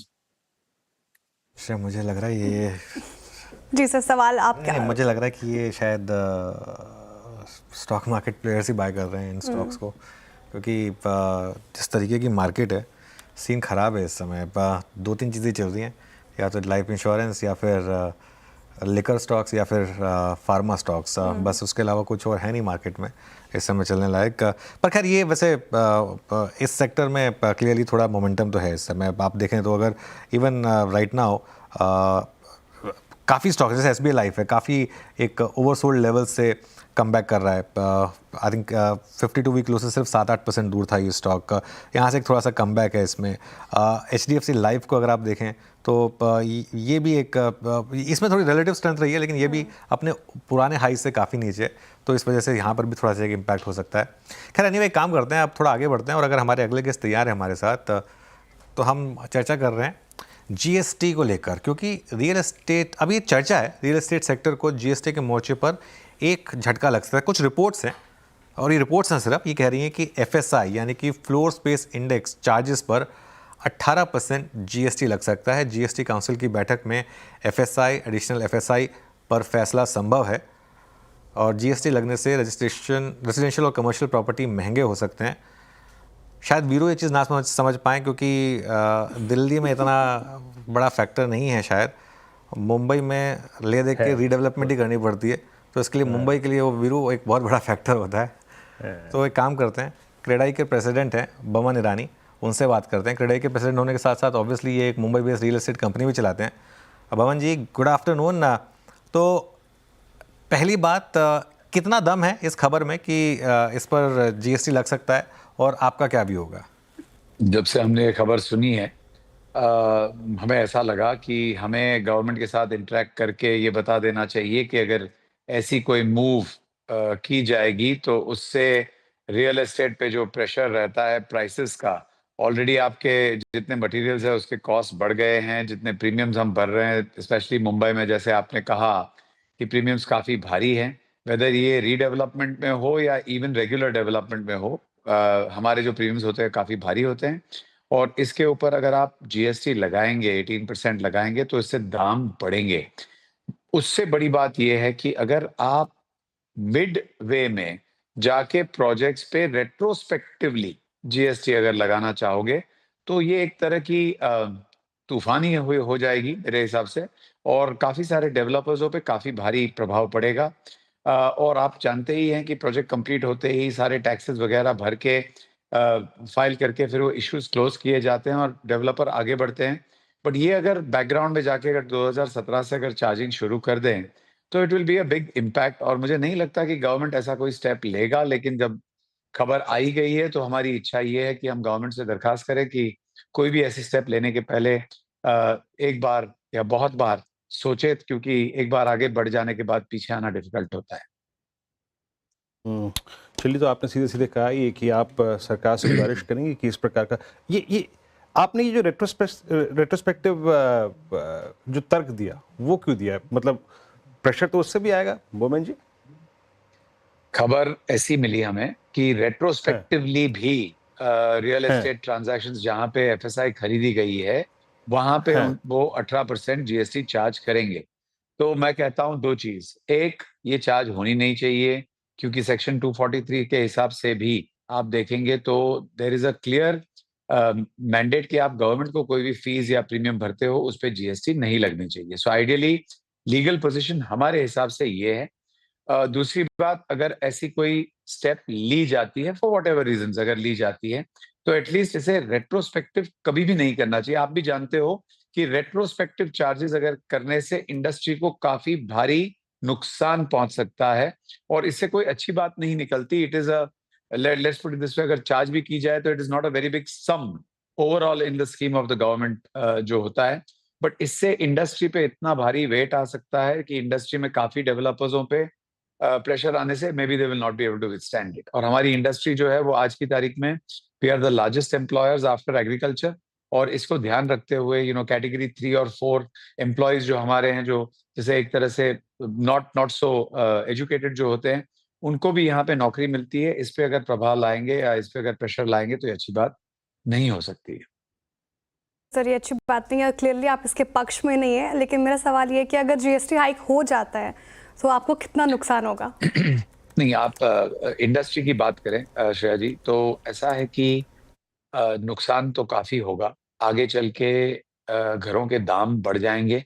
एक तरफ से गवर्नमेंट अफोर्डेबल हाउसिंग की तरफ ध्यान दे रही है, और मैं मानता हूँ, स्पेशली महाराष्ट्र की बात करूंगा आज की तारीख में, तो बीजेपी सरकार को जो बहुमत मिली है उससे हम सब काफी अपेक्षित है कि बीजेपी जोरदार स्टेप्स लेगी जिससे वो रियल एस्टेट के प्राइसेस को कंट्रोल कर सके, या तो इसे एकदम स्पेशली मुंबई और एमएमआर में एकदम अफोर्डेबल कर सके। ऐसी अगर कोई स्टेप आती है तो I can not give you an exact number, but करीबन 8 to 10% इस पे इम्पैक्ट आएगा डायरेक्टली, क्योंकि 18% GST on let's say premiums and charges जो करीबन 40-45% होते हैं, तो then you count the cost of money on that also, तो इस पे काफी प्रभाव आ सकता है। क्लोज टू अबाउट 8 to 10% भी हो सकता है। जी, वो खैर मैं आपकी बात मान गया, क्योंकि आज आप क्रेडाई को रिप्रेजेंट कर रहे हैं, नॉट रुस्तम जी, तो इसके लिए इंडस्ट्री की ही बात करना बेटर रहेगा। लेकिन आपने कहा कि अगर ये आया तो जो छोटे प्लेयर्स हैं उनके लिए बहुत टफ हो जाएगा। तो ऐसे में, और क्योंकि मुंबई की रियल एस्टेट मार्केट मोर और लेस रीडेवलपमेंट के सहारे ही चल रही है, तो ऐसे में ओवरऑल रियल एस्टेट मार्केट जो स्टेबल हुई है उस पर क्या डेंट लगेगा फिर? पहले वापस मैं रिपीट करूंगा कि ये ऐसा होना नहीं चाहिए, और शायद अभी तक एक खबर ही है, हमने कोई कंफर्मेशन पाया नहीं है इसके बारे में। ये होना नहीं चाहिए, लेकिन अगर ये होगा तो आप मान लीजिए कि जितने छोटे डेवलपर्स हैं जो करीबन साल में 2 या 3 बिल्डिंग बनाते हैं, और ये काफी संख्या में मुंबई को सप्लाई देते हैं, जिससे प्राइसेस कंट्रोल में रहते हैं। यू ऑल अंडरस्टैंड कि सप्लाई और डिमांड का सिचुएशन, अगर सप्लाई साइड एकदम कम हो जाए और डिमांड वहीं की वहीं रहे तो भी प्राइसेस बढ़ने की पूरी पूरी प्रोबेबिलिटी हो सकती है। हमारी इच्छा ये है कि कभी ना हो। और आपने जिस तरह से पूछा कि इस पे इम्पैक्ट क्या आ सकता है, तो मैंने कह दिया it could be as high as 8 to 10% on the prices. और like I will repeat one more time, BJP की सरकार को इतनी भारी बहुमत मिलने से वी आर ऑल होपफुल कि वो कुछ अच्छे स्टेप्स लेंगी। बिल्कुल। और बीजेपी की विक्ट्री के बाद मुंबई बेस्ड रियल एस्टेट में रैली भी बहुत ज़बरदस्त आई है Baman ji. And again as you said, अगर बहुत बड़ा है ये, ऑपरेटिव वर्ड अगर ही है, तो देखते हैं आता है या नहीं इसमें। लेकिन बहुत बहुत शुक्रिया, अगर कुछ चेंजेस होंगे तो हम आपसे फिर बात करेंगे इसको लेकर। लेकिन ये एक बड़ा सवाल है Shreya, Mumbai based real estate, क्योंकि बड़ी रैली हुई है यहाँ पर, तो मुझे नहीं लगता कि इस पर कुछ सरकार बहुत ज़्यादा चेंज करेगी। लेकिन खैर, आज तो इंडेक्स 2.5% नीचे, और Mumbai based real estate stocks में आज थोड़ा पैनिक है, क्योंकि रैली भी यहाँ पर काफ़ी बड़ी हुई थी। बिल्कुल। अब कार्यक्रम में आगे बढ़ते हैं, और BASF आज बाजार के फोकस में बना हुआ है। कमज़ोर बाजार में भी BASF 3% से ज़्यादा ऊपर है। दरअसल कंपनी के बोर्ड ने एग्रीकल्चर सॉल्यूशन कारोबार डीमर्जर को मंजूरी दे दी है। और क्या है डिटेल्स बताने के लिए हमारे साथ जुड़ी है कंचन बताएं। जी, जैसे कि आपने बताया कि इनका जो एग्रीकल्चर सॉल्यूशन बिजनेस है, उसकी डीमर्जर के लिए कंपनी ने अपना एक ग्रीन फ्लैग दे दिया है, और बोर्ड ने कल ही ये डीमर्जर की मंजूरी दे दी थी। बेसिकली इनका जो मोटिव है इस डीमर्जर के पीछे, वो है अपने बिजनेस को और भी सीमलेस बनाना, और साथ ही साथ आगे के लिए जो वैल्यू क्रिएशन है उस पर खासा फोकस करना। अगर इसका हम कॉन्ट्रीब्यूशन देखें इनके ओवरऑल बिजनेस में, तो वो भी अच्छा खासा कॉन्ट्रीब्यूशन आता हुआ दिखाई दिया। अगर लास्ट ईयर की बात करी जाए तो रेवेन्यू में अप्रॉक्सीमेटली 2006 करोड़ का कॉन्ट्रीब्यूशन दिया था एग्रीकल्चर बिजनेस ने अकेले, यानी कि परसेंटेज वाइज यहाँ पे हमें 14.57% का एक कंट्रीब्यूशन आता हुआ दिखाई दिया था। इनफैक्ट अगर हम इस क्वार्टर की, यानी कि सितंबर क्वार्टर की बात करें, तो वहाँ पे भी हमें रेवेन्यू में अप्रॉक्सीमेटली 15% का एक कंट्रीब्यूशन आता हुआ दिखाई दिया था सिंगल एग्रीकल्चर बिजनेस से। और कंपनी अपने रिलीज में ये भी बोल रही है कि आगे चल के इसको एक सेपरेट एंटिटी में, और साथ ही साथ इसके IPO लाने की भी तैयारी बाजार में देखी जा सकती है। ओके, हम BASF की बात कर रहे थे। खैर, स्टॉक 3.5% ऊपर। कंचन, बहुत बहुत शुक्रिया। एक्चुअली इस सेक्टर पर बात करते हैं। हमारे साथ अजय जोशी केमिकल्स के फाउंडर अजय जोशी जुड़ गए हैं। Ajay ji, good afternoon. कुछ और स्टॉक्स की बात करें इससे पहले, BASF पर कोई व्यू है क्या आपका? अजय जी, आपकी आवाज़ नहीं आ रही है, एक बार चेक करिए, कहीं म्यूट पर तो नहीं है आप? आई थिंक अब आवाज़ हाँ, क्लियर है, गो अहेड। हाँ, धन्यवाद। और इंटरेस्टिंग बात यह है कि मैंने अपनी करियर की शुरुआत भी केमिकल्स में BASF के साथ ही करी थी। तो BASF का ये जो डीमर्जर है एग्रोकेमिकल का, ये कंपनी का फोकस है कि नॉन कोर केमिकल्स के जितने भी बिजनेस हैं, शुरुआत उन्होंने एग्रोकेमिकल्स के साथ करी है। इसके बाद अगला नंबर है बैटरी केमिकल्स का, उसके बाद नंबर आएगा इनके कोटिंग्स के बिजनेस का, जो ऑटोमोटिव कोटिंग्स का है। तो सारे के सारे नॉन कोर केमिकल बिजनेसेस को ये लोग अपना सेपरेट करना चाह रहे हैं, और BASF को वो एक ग्लोबल केवल केमिकल कंपनी की तरह खड़ा करना चाह रहे हैं। अगर आप टॉप 10 एग्रोकेमिकल कंपनी देखेंगे तो उसमें केवल BASF ही एक ऐसी कंपनी है जो एग्रो के साथ साथ बाकी सारे केमिकल्स में भी एक्टिव है। इसके अलावा जितनी भी कंपनीज हैं, सिंजेंटा हो, FMC हो, कोटेवा हो, वो सारी कोर एग्रोकेमिकल कंपनी है। तो BASF भी थोड़ा वैल्यू क्रिएट करना चाहता है अपने शेयर होल्डर के लिए, एंड ये कार्व आउट जो बिजनेसेस को कर रहा है, इसी का प्लान है। एक पॉजिटिव डायरेक्शन है शेयर होल्डर्स के लिए, मगर BASF के लिए how it will phase out, इसको बताने में थोड़ा समय लगेगा। ठीक है सर, एक और स्टॉक है आरती इंडस्ट्रीज, इस पे क्या व्यू रहेगा आपका? जी, आरती इंडस्ट्रीज और इवन आरती के जो पीयर्स हैं जो ऑयल एंड गैस सेक्टर को केटर करते हैं, इसमें एक और स्टॉक है विनती ऑर्गेनिक्स ऑल्सो। तो चाहे आरती का वो MMA हो या विनती का ATBS हो, अक्टूबर से जो मार्च का सीजन होता है, ये पीक रिफाइनिंग का सीजन होता है US में। तो इन दोनों ही कंपनी को काफी अच्छा वॉल्यूम ग्रोथ देखने को मिलेगा अक्टूबर, नवंबर, दिसंबर, जैन, फेब, मार्च के मंथ में। इवन जो एक्सपोर्ट नंबर्स आए हैं इन दोनों कंपनी के अक्टूबर एंड नवंबर के, काफी अच्छे आए हैं। तो दोनों के लिए, बिकॉज US में रिफाइनरी का सीजन पीक सीजन रहेगा, तो आरती के लिए काफी अच्छा रहेगा। दूसरा, आरती के लिए पॉजिटिव चीज ये भी है कि MMA के जो प्राइसेस हैं, इनका जो ब्लॉकबस्टर प्रोडक्ट है मोनोमिथाइल एनिलीन, उसके प्राइसेस भी अब बॉटम आउट हो चुके हैं। एंड लास्ट क्वार्टर से अब तक MMA के प्राइसेस में 2 से 3% का उछाल आया है। सिमिलरली फॉर विनिती, उनका जो ब्लॉकबस्टर प्रोडक्ट है ATBS, जो एनहांस्ड ऑयल रिकवरी के लिए US रिफाइनर्स के पास जाता है, उसके प्राइसेस ने भी 6 से 7% का उछाल देखा है कंपेयर टू लास्ट क्वार्टर। तो ये दोनों ही कंपनीज जो US oil and gas sector को केटर करती हैं, काफी अच्छे अगले 2 क्वार्टर्स इनके लिए रहने वाले हैं। अगले 2 क्वार्टर्स इन दोनों पर्टिकुलर काउंटर्स के लिए अच्छे रहने वाले हैं। एक और स्टॉक पे मेरा सवाल है सर, SRF, ये आज 1% से ज़्यादा तेज़ है। नोवामा की इस पर रिपोर्ट भी आई थी, बाई की रेटिंग थी। इस स्टॉक को कैसे रीड कर रहे हैं? और अगर 6 महीने की बात करूँ तो इसने फिलहाल नेगेटिव रिटर्न दिया है, लेकिन आगे कैसे देख रहे हैं आप इस स्टॉक को? जी, SRF पे जो बुलिशनेस आ रही है वो आ रही है कॉन्ट्रैक्ट मैन्युफैक्चरिंग से, मगर अनफॉर्चुनेटली SRF के जो पीयर्स हैं, चाहे वो BASF हो, बायर हो, सिंजेंटा हो, उन्होंने अगले जो क्वार्टर्स हैं, अगले नॉट इवन क्वार्टर्स बट अगले 1 साल के लिए नेगेटिव प्रोजेक्शंस दिए हैं. So it will be tough for SRF to cater to the contract manufacturing business, क्योंकि इनके जो प्रिंसिपल्स हैं जिनके लिए ये प्रोडक्ट्स बनाते हैं और सप्लाई करते हैं, जो यूरोपियन एंड अमेरिकन प्रिंसिपल्स हैं, उन्होंने काफी नेगेटिव आउटलुक दिया है. तो SRF के लिए unfortunately I am not that bullish. Even SRF के पीयर्स, अभी जैसे PI इंडस्ट्रीज से रिलेटेड भी न्यूज आई थी, उनके प्रिंसिपल कुमियाई ने गाइडेंस को कट किया है.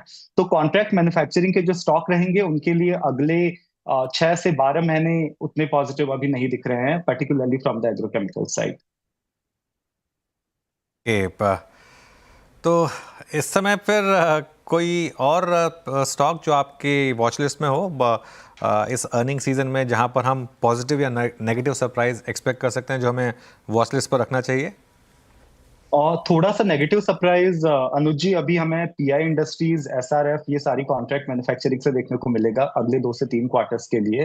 पॉजिटिव सरप्राइज हमें companies like Jubilant Ingrevia, companies like नियोजन, इनसे देखने को मिल सकता है. इसके अलावा आरती और विनिति मैंने ऑलरेडी बता दिया है. तो आरती, विनिति, नियोजन, जुबिलेंट इंग्रेविया, इनसे हम नियर टर्म में पॉजिटिव आउटलुक एक्सपेक्ट कर सकते हैं. On the other side PI, SRF थोड़ा नेगेटिव साइड ही रहेंगे. शुक्रिया बहुत बहुत शुक्रिया, आप इस बातचीत में शामिल हुए. सभी स्टॉक्स इंडेक्सेस पे आ रखी है आपने. Meanwhile Nifty at day low 23,667 पे डे लो की ट्रैजेक्टरी में आके ट्रेड करता हुआ 4 का चौका की ट्रेड की शुरुआत करते हैं. 4 ट्रेड सस्ता ऑप्शन सोनी पटनायक, और उसके बाद मानस जायसवाल, एवेन्यू सुपरस्टार, 4 का चमत्कार कविता जैन, मिड कैप फंडा सिद्धार्थ खेमका. सोनी जी, आपका पहला ट्रेड क्या होगा 4 का चमत्कार?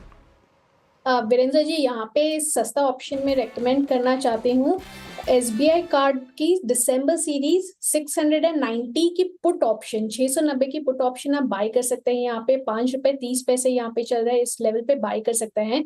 स्टॉप लॉस रहेगा यहाँ पे 2 रुपए का. लक्ष्य पहला है 10 रुपए का, उसके ऊपर सस्टेन करते हैं तो 14 रुपए के टारगेट्स भी नजर आ सकते हैं.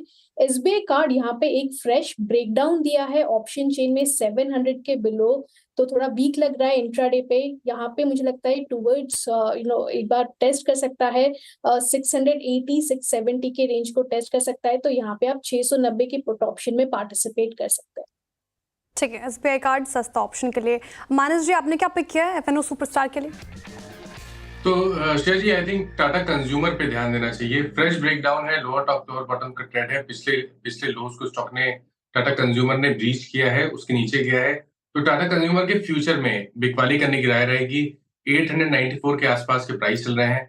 इसमें आपको 906 रुपए 906 का स्टॉप लॉस लगाना है और 870 रुपए 870 के टारगेट सेट करने टाटा कंज्यूमर के फ्यूचर में. अगर चाहें तो 900 वाला पुट ऑप्शन ले सकते हैं. 14 रुपीज के आसपास ये ऑप्शन ट्रेड हो रहा है. 900 वाला पुट ऑप्शन, 7 रुपए का स्टॉप लॉस लगाना है. इसमें 30 रुपए के 30 रुपीज के टारगेट सेट करने हैं. कविता जी बताइए, आपका चार्ट का चमत्कार ट्रेड क्या रहेगा?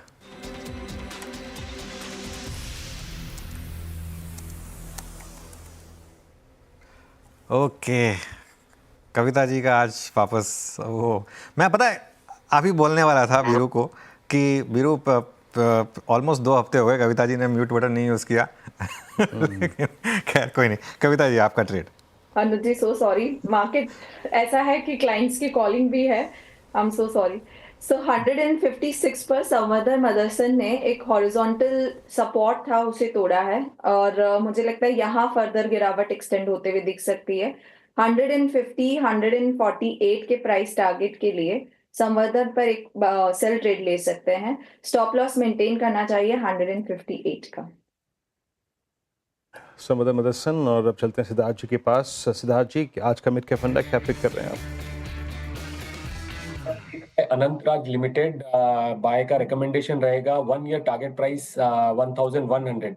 कंपनी अपने जो कोर बिजनेस है रियल एस्टेट में, वहां पर तो स्ट्रांग है ही, उसके साथ ही कंपनी अब हाई ग्रोथ सेक्टर जैसे कि डेटा सेंटर और क्लाउड सर्विसेज यहाँ पर डाइवर्सिफाई कर रही है. कंपनी का ओवरऑल जो टारगेट है वो 300 megawatt capacity of data centres अगले 3 से 4 सालों में सेटअप करने का प्लान है. और साथ ही जो उनके जो करंट बिजनेस मॉडल है जहाँ पे उनकी टेक्नोलॉजी पार्क्स है, उसका बेनिफिट लेते हुए ये जो बिजनेस में कॉस्ट एफिशिएंसीज और स्पीड ऑफ एग्जीक्यूशन ये कर रही है.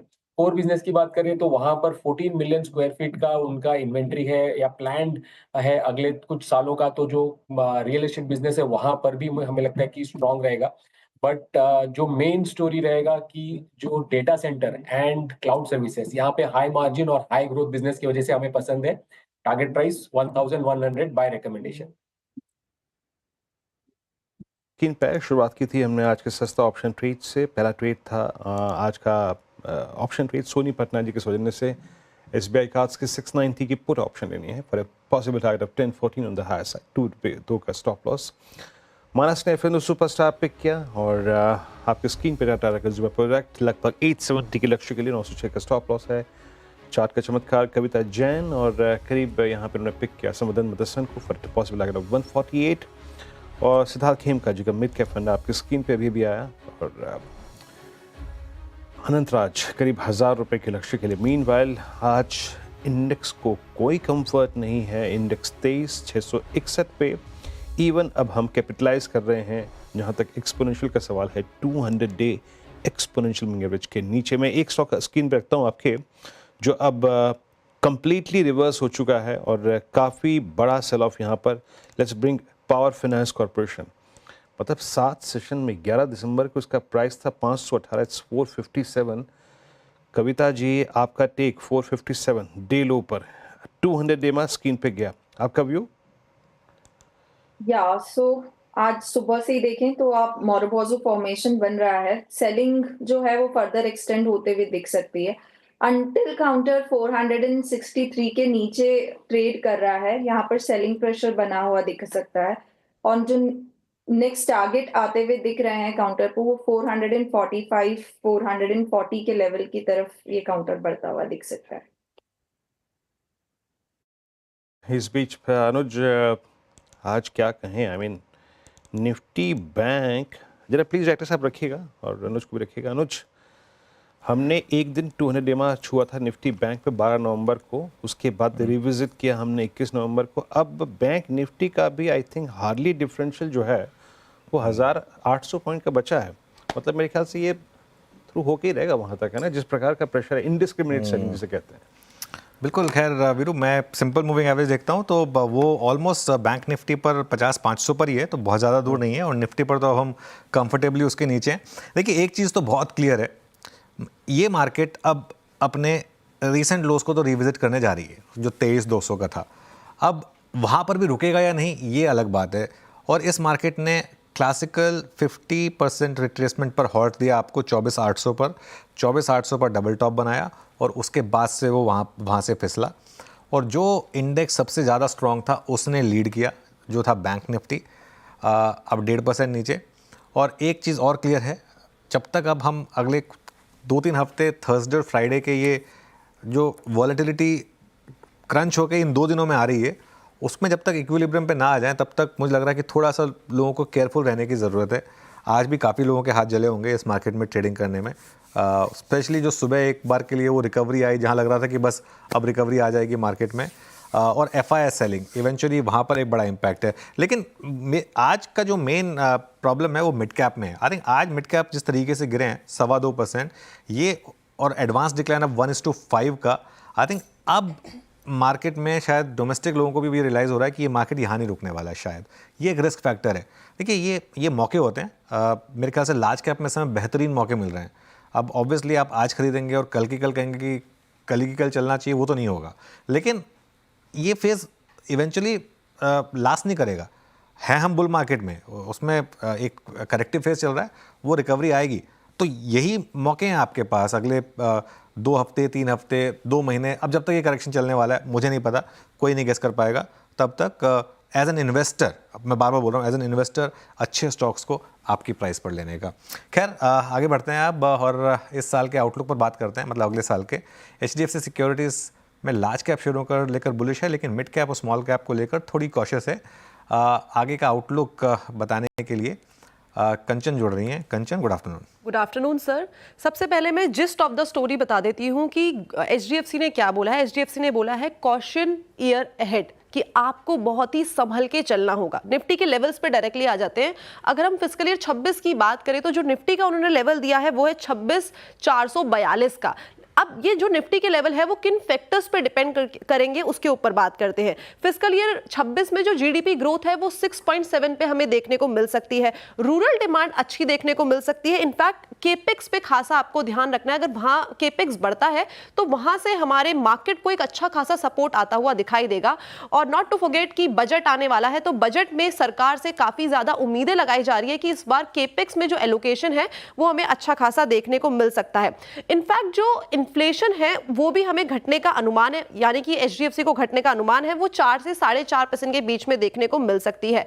अब उन्होंने बोला है कि जो लार्ज कैप स्टॉक है उस पर उनका ज्यादा फोकस है as compare to mid cap और स्मॉल कैप। लार्ज कैप में अगर आपको अपना इन्वेस्टमेंट का एलोकेशन करना है तो 40% करना होगा लार्ज कैप में, 60% करना होगा लार्ज कैप में और रेस्ट 40% आपको मिड कैप में और स्मॉल कैप में।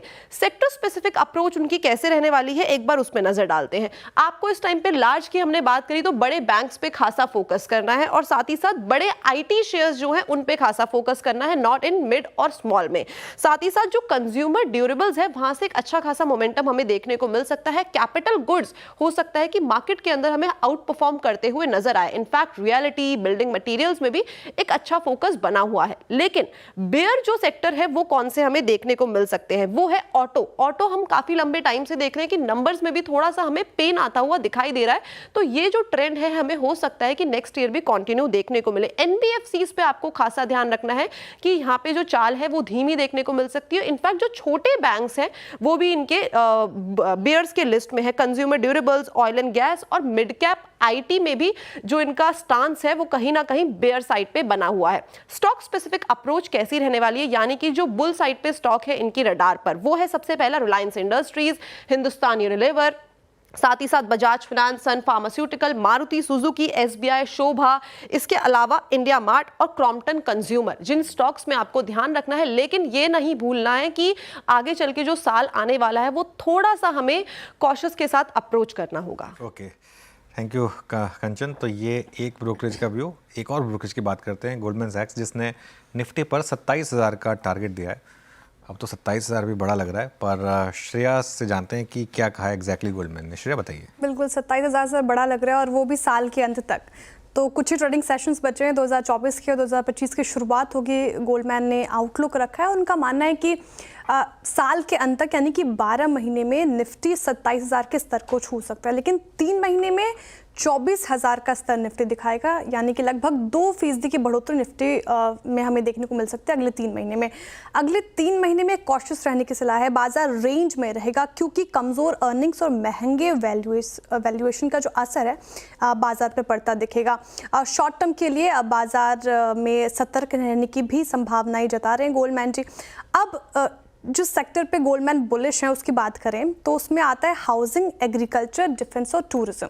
देखिए, इंडिया में जो इकोनॉमी रीशेप कर रही है उसके चलते जैसे गवर्नमेंट जिस पे कैपेक्स बढ़ा रही है उसमें एक हाउसिंग एक सेक्टर है जो फोकस में रहेगा। साथ ही एग्रीकल्चर रिफॉर्म्स में भी सरकार की नीतियां जो है वो तेज़ी से काम करेगी, तो एग्रीकल्चर भी सेक्टर फोकस में रहेगा। इसके अलावा गवर्नमेंट नेशनल सिक्योरिटी को लेकर भी काफ़ी चिंतित है, सतर्क है और अग्रेसिव मोड में काम कर रही है। तो डिफेंस सेक्टर ऐसा है जो फोकस में रहेगा 2025 में। साथ ही मिडिल क्लास पीपल में जो टूरिज्म और ट्रैवल का क्रेज चढ़ा है उसके लिए भी टूरिज्म सेक्टर एक अच्छा पिक होगा, गोल्डमैन ने बताया है। अब आते हैं कुछ काउंटर्स पे, कुछ स्टॉक्स पे जहां गोल्डमैन को अच्छी बाइंग अपॉर्चुनिटी दिख रही है। उनका मानना है कि ये सारे स्टॉक्स 20% तक करेक्ट हो चुके हैं, यहाँ पे बाइंग की सलाह है। इनमें है IndusInd bank, InterGlobe Aviation, Havells India, Chola investment और Bindu pharma, AU small finance bank और L&T फाइनेंस जैसे कुछ स्टॉक्स हैं जो गोल्डमैन के रडार पर हैं। बिल्कुल, तो ये कुछ स्टॉक्स रहेंगे गोल्डमैन के रडार पर और 27,000 का टारगेट अगले साल के एंड तक याद रखिएगा आप। चलिए, 2024 तो अच्छे नोट पर नहीं बंद हो रहा है, लेकिन 2025 कैसा रहेगा इस पर बातचीत कर लेते हैं। हमारे साथ इन्वेस्टसेट पीएमएस के पार्टनर और head of research Anirudh Garg जुड़े हैं। Anirudh, good afternoon. अनिरुद्ध, क्या व्यू रहेगा मार्केट पर? ये जो करेक्शन है, बहुत लोग अब परेशान है कि करना क्या है इस मार्केट में। और by the way, as we speak, Nifty अब 350 पॉइंट नीचे 23,600 को भी ब्रेक करने जा रहा है। बताइए क्या व्यू है अब इस समय मार्केट पर? गुड आफ्टरनून अनुज जी, बहुत टाइम बाद आपसे बात हो रही है। एंड हमारा व्यू मार्केट पे बेरिश है अनुज जी। आई थिंक हम कुछ चुनिंदा फंड्स में से होंगे जो 100% कैश पोजीशंस लेके बैठे हैं इस टाइम पे। और मुझे ऐसा लगता है कि मार्केट में अभी जो पेन है वो थोड़ा और लिंगर ऑन करेगा। निफ्टी में रिस्क रिवॉर्ड रेशियो थोड़ी फेवरेबल होती जा रही है by the day, but mid cap and small cap में भी बिलीव कि अभी और भी बहुत पेन बाकी है। और कितनी पेन आपके हिसाब से बाकी है अभी यहाँ से? निफ्टी में सर हमें लगता है कि सब 22,000 लेवल्स हमें दिखने चाहिए, पर मिड कैप में हमें लगता है कि जो कि अगर हम निफ्टी में बात करें तो एक 8 से 10% का फॉल लगता है, लेकिन अगर हम बात करें मिड एंड स्मॉल कैप की तो एटलीस्ट 2x, तो हमें लगता है कि 16 से 20% तक का fall mid and small caps में आ सकता है। अनिरुद्ध जी, मुझे याद अच्छी तरह, नमस्कार, वीरेंद्र बोल रहा हूँ। मेरा जब आपसे लास्ट इंटरेक्शन हुआ था ठीक इसी नोट पे आप बात कर रहे थे, ठीक इसी नोट पर। उस टाइम भी आपका व्यू काफ़ी नेगेटिव था और आपने एक उदाहरण भी पेश किया था कि पीएमएस में जिन्होंने 50 डाले हुए हैं, 1 करोड़ डाले हुए हैं, एक उन्होंने निजी पोर्टफोलियो क्रिएट कर रखा है 4 करोड़ रुपए का मिड कैप में, है ना? वो बात मुझे अच्छी तरीके से याद है जी। ऑल दो अगर आपके पास शॉर्टिंग का विकल्प होता तो आप शॉर्ट क्या करते, या फिर अभी भी ओवर वैल्यूड क्या लग रहा है, या फिर वो ऐसी आई थिंक ऐसे स्टॉक्स, ऐसे स्पेस जो अभी भी शॉर्ट्स के लिए एक प्राइम टारगेट होंगे, जहां पर प्राइसेस अभी भी वैल्यूएशन से काफी ऊपर है? वीरेंद्र जी, अगर मैं आपसे शेयर करूं तो मैंने अपनी ऑफिस में कुछ रूल्स, गोल्डन रूल्स जो मैंने 16-17 साल में सीखा है वो लगाए हुए हैं, जिसमें मैंने 2 रूल्स को टॉप पे रखा है कि never short the Indian markets, क्योंकि यार रिस्क रिवॉर्ड रेशियो शॉर्टिंग में आपके फेवर में नहीं रहती है। आप कमाने को 10-20%, और जब शॉर्ट कवरिंग होती है तो आपको ऐसा लगता है कि आपकी सारी कैपिटल खत्म हो जाएगी एंड देन आपका ट्रेड कट जाता है। सो शॉर्टिंग में नहीं, बट हाँ, आपके अगर मैं क्वेश्चन की थीम समझूं तो आप ये पूछना चाहते हैं कि कौन से सेक्टर्स ओवर वैल्यूड लगते हैं। तो जैसे मेरी अनुज जी से भी आपसे पहले भी बात हुई है, तो एक तो ऑटो सेक्टर में डेफिनेटली पेन है। कहीं ना कहीं हमें लग रहा है कि रियल एस्टेट सेक्टर में भी अब कुछ पेन आना शुरू होगा। एक्चुअली जो भी सेक्टर्स, ये एक बड़ा systematic old economy bull run चल रहा था। अगर हम देखें जो क्या सेक्टर्स लीड कर रहे थे वो थे डिफेंस, रेलवेज, इंफ्रास्ट्रक्चर, पावर।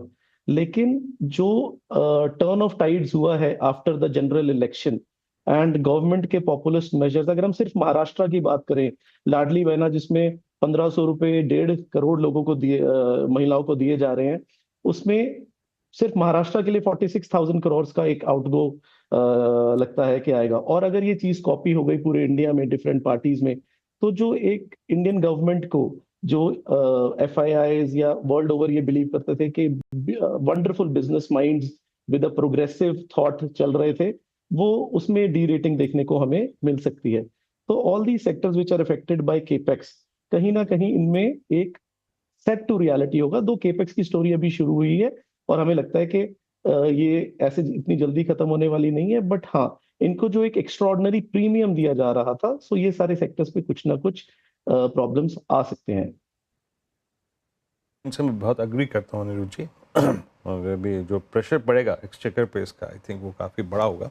अच्छा, एक चीज़ और अनिरुद्ध जी की, जब आपका कैपिटल गुड्स पेन में है, आपके बैंक्स पेन में हैं, ऑटो पहले से ही पेन में था, ऐसे में वो क्या चीज़ है जो बाजार के डाउनसाइड को रेस्ट्रिक्ट करने के बारे में सोचेगी, एंड स्पेशली उनका जिनका भारतीय बाजारों से या फिर अर्थव्यवस्था से सरोकार तो है, लेकिन ज़्यादा सरोकार उनका वर्ल्ड मार्केट से है, अपने रेवेन्यू का सब्सटेंशियल भाग बाहर से लेके आते हैं। That's I think pharma and IT।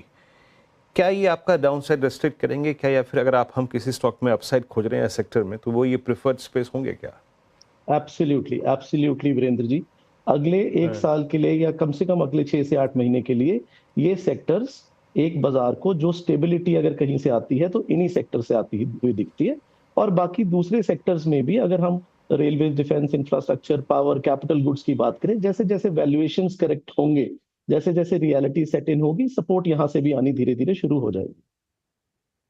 जी अनिरुद्ध जी, मेरा सवाल, श्रेया बात कर रही हूँ मैं, सवाल मेरा डिफेंस सेक्टर के ऊपर है। रिजल्ट चुनाव के बाद हमने डिफेंस सेक्टर में एक करेक्शन देखा था, लेकिन वहाँ से फिर से एक अच्छी खासी रैली हमें डिफेंस सेक्टर के कुछ स्टॉक्स में देखने को मिली। 2025 आपको कैसा लग रहा है, स्पेशली महाराष्ट्र के वर्डिक्ट के बाद, क्या डिफेंस सेक्टर फिर से लाइमलाइट में आएगा? जी देखिए, डिफेंस सेक्टर इंडिया का अगले 10 साल का सेक्टर है और देयर इज नो डाउट कि इस सेक्टर में काम होगा, बहुत काम होगा। बट कहीं ना कहीं हमने ये देखना पड़ेगा, हम डिफेंस सेक्टर में एज अ पीएमएस बहुत ज्यादा हमारा बहुत छोटे लेवल से इन्वेस्टमेंट था, लेकिन अब हमें कहीं ना कहीं ये लगता है कि ये सेक्टर्स अच्छे चलेंगे, बट जिस हिसाब से इन्होंने पीछे लीड किया था वैसी लीडरशिप इनसे एक्सपेक्ट करना थोड़ा सा मुश्किल हो जाएगा। क्यों? क्योंकि ये एक ऑल मतलब डार्लिंग्स ऑफ द मार्केट बन चुके हैं because of the return that they have given. और अल्टीमेटली ये हर जगह हमने इक्विटीज में बार बार देखा है कि अगर कोई भी स्टॉक्स, चाहे लार्ज कैप, चाहे मिड कैप, चाहे स्मॉल कैप, अगर डार्लिंग्स ऑफ द मार्केट बन जाते हैं तो उनको टाइम एंड प्राइस करेक्शन देखने के बाद, एक मंथन होने के बाद ही वापस चला जाता है। एज कंपनीज आई बिलीव कि जो top line and bottom line growth है वो अच्छी ही होगी, उसमें कोई कमी नहीं आएगी। ये बिल्कुल। मीनवाइल निफ्टी 23,600 के भी नीचे फिसला, अब 23,585 पर। तो वो जो हमारी बात हुई थी कि अगर 23,800 के नीचे फिसले तो 23,550 और 23,350 भी ओपन होंगे, उसमें से पहला लेवल तो ऑलमोस्ट आ गया है 23,550 का। जी हाँ, 23,800 की सिग्निफिकेंस यही थी कि 23,800 के नीचे बहुत वीकनेस मार्केट में आ सकती थी, और अब हम 23,588 पर। अनिरुद्ध जी, इस मार्केट में फिर इवेंचुअली रिटेल करे क्या? क्या कैश पे आ जाए सब कुछ बेच के? अगर आप कह रहे हैं कि मिड कैप और स्मॉल कैप में भी यहाँ से बड़ी गिरावट अभी आनी बाकी है, या लार्ज कैप स्पेसिफिक हो जाए, करें क्या इस मार्केट में? देखिए जी, मुझे पहले तो ऐसा लगता है अनुज जी, जैसे हमारा फ्रेमवर्क है कि महंगे मार्केट में आपको लार्ज कैप स्पेसिफिक होना चाहिए। रिटेल को मैं नहीं बोलूंगा बिल्कुल भी, Indian growth story is intact. आप बुल मार्केट करेक्शंस में आपको अपना माल नहीं बेचना चाहिए। बट जब वीरू जी से मेरी लास्ट बात हुई थी, जैसे हमने 24,700 से 800 के बीच में सारा माल काटा है, कहीं ना कहीं आपको जो लीवरेज बेट्स हैं, जो आपने अपनी कैपेसिटी से ज्यादा माल लिया हुआ है, या आपने जो ट्रेंडिंग स्टॉक्स लिए हुए, उनमें पोजीशंस थोड़ी ट्रिम करनी जरूर चाहिए। क्योंकि मिड कैप और स्मॉल कैप में जो कार्नेज है वो भी शुरू हुआ है। और mid cap and small cap की अगर आप हिस्ट्री देखिए सर, ये 40 to 80%, मतलब of course we are not in a bear market तो 80% वाली बात नहीं करेंगे, पर अगर एक बुल मार्केट में 20 to 30% करेक्शन तो इनमें आम ही आ जाती है बुल मार्केट करेक्शन में। सो कहीं ना कहीं उसके लिए तैयार जरूर रहना पड़ेगा। बट हाँ, मैं रिटेल को इस टाइम पे यही कहूंगा कि अगर कोई लीवरेज बेट्स हैं, अगर कोई फ्यूचर्स एंड ऑप्शंस में आपकी बेट्स हैं, तो प्लीज उन्हें थोड़ा अवॉइड करिए।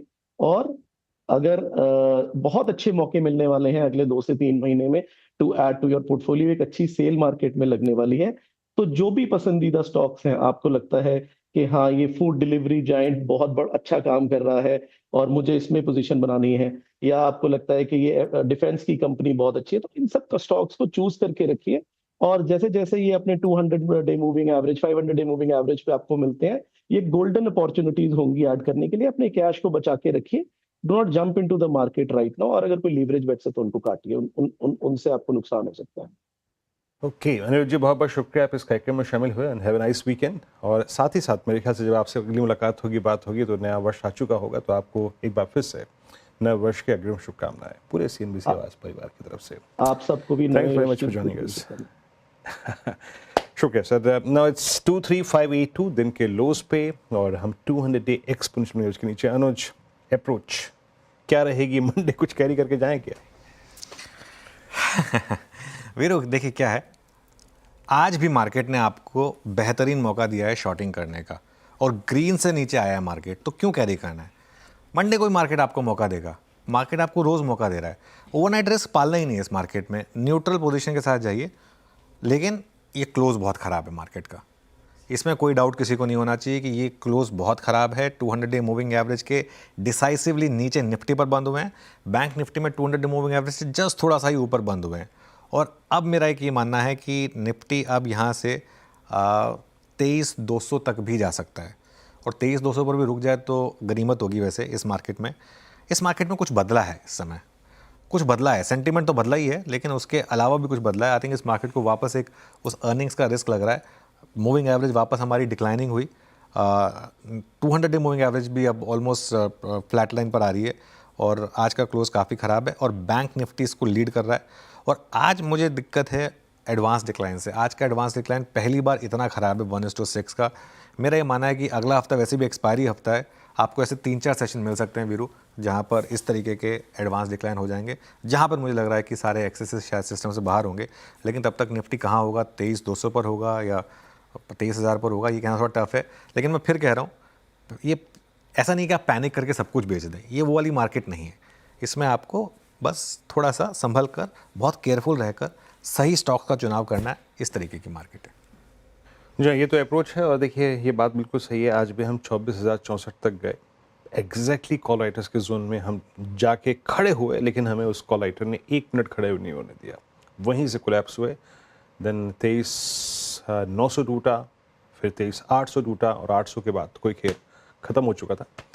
अब एक काम करते हैं, ट्रेड्स पिक कर लेते हैं, BTST ट्रेड्स, STBT ट्रेड्स। मानस, क्या कैरी करेंगे आप मंडे मॉर्निंग के लिए? देखिए, अवॉइड करेंगे क्योंकि एक बड़ा क्रैक ऑलरेडी देखने को मिला है। मुश्किल है ये कहना कि एक गैप डाउन हमें मंडे को देखने को मिलेगा। तो लॉन्ग करने के लिए अपॉर्चुनिटी है नहीं और सेल में कुछ ऑप्शन है, लेकिन जो कि ऑलरेडी गिर चुके हैं, तो मेरे ख्याल से अवॉइड करना बेहतर रहेगा। ये हो गया जनाब आपका मानस का ट्रेड। अब कहेंगे कुछ दिया नहीं, जी जनाब ये भी एक ट्रेड होता है, ना ट्रेड करना ये भी एक ट्रेड होता है। सोनी जी, आपका व्यू? वीरेंद्र जी, मुझे लगता है यहाँ पे ग्रासिम पे एक सेल नजर आ रहा है, अपने 200 एक्सपोनेंशियल मूविंग एवरेज के बिलो क्लोज दे रहा है। ऑप्शन चेन में भी देखेंगे तो ब्रेकडाउन ही दे रहा है। सो 2500 के नीचे है, सेल कर सकते हैं। फ्यूचर्स में करीबन 2487 के यहाँ पे चल रहा है, बट बिकॉज थोड़ा ओवरनाइट रिस्क रहेगा, तो यहाँ पे एक हेज करने की भी सलाह दूंगी कि आप अगर फ्यूचर्स पे सेल कर रहे हैं ग्रासिम पे, तो सामने पोजीशन हेज करने के लिए 2500 कॉल ऑप्शन खरीद के रखे, जो कि करीबन 20 रुपए पे चल रहा है। सो यहाँ पे पोजीशन आपका हेज हो जाएगा। टारगेट्स जो है यहाँ पे 2450 से 2430 के रेंज पे नजर आ रहा है। स्टॉप लॉस आपका यहाँ पे 2510 का रहेगा। गाबा जी, आपने क्या पिक किया, STBT या BTST? कुछ नहीं, इनफैक्ट लेना नहीं चाहिए, क्योंकि सेंटर रैली की हम बात कर रहे हैं। वेडनेसडे को छुट्टी है 2 दिन, कुछ नहीं होना। छुट्टी का टाइम है, माहौल है, या कर लीजिए। हाँ, मैंने 2 बजे जो स्टॉक दिया था डिक्सन का, वो उसमें फटीग है, थका हुआ है, उसमें चाहे तो वो कैरी कर सकते हैं, अदरवाइज नो फ्रेश ट्रेड्स। उसका जो मैंने टारगेट दिया 17,500 का, स्टॉप लॉस 18,000। ठीक है, अमित जी आपने क्या पिक किया कल के यहाँ से?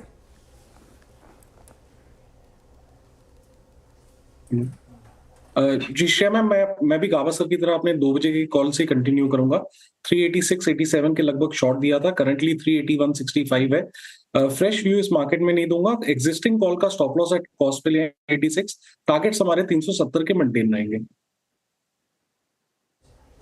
ठीक है, कविता जी आपके पिक BTST STBT? तो Shreya ji, no new trade, और जो ट्रेड दिया है स्टेट बैंक का, वहां भी मैं कहूंगी कि एक बार प्रॉफिट बुक करें, और न्यू ट्रेड हम लेंगे मंडे के ट्रेडिंग सेशन।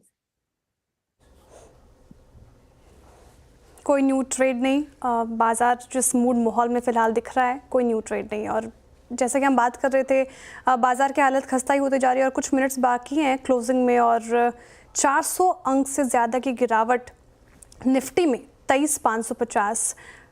वीरू जी, क्या करना चाहिए ऐसे बाजार में? जो हालत देखी जा रही है काफ़ी डरावनी लग रही है, क्या कह सकते हैं कि ये बेरिश मार्केट की शुरुआत हो चुकी है?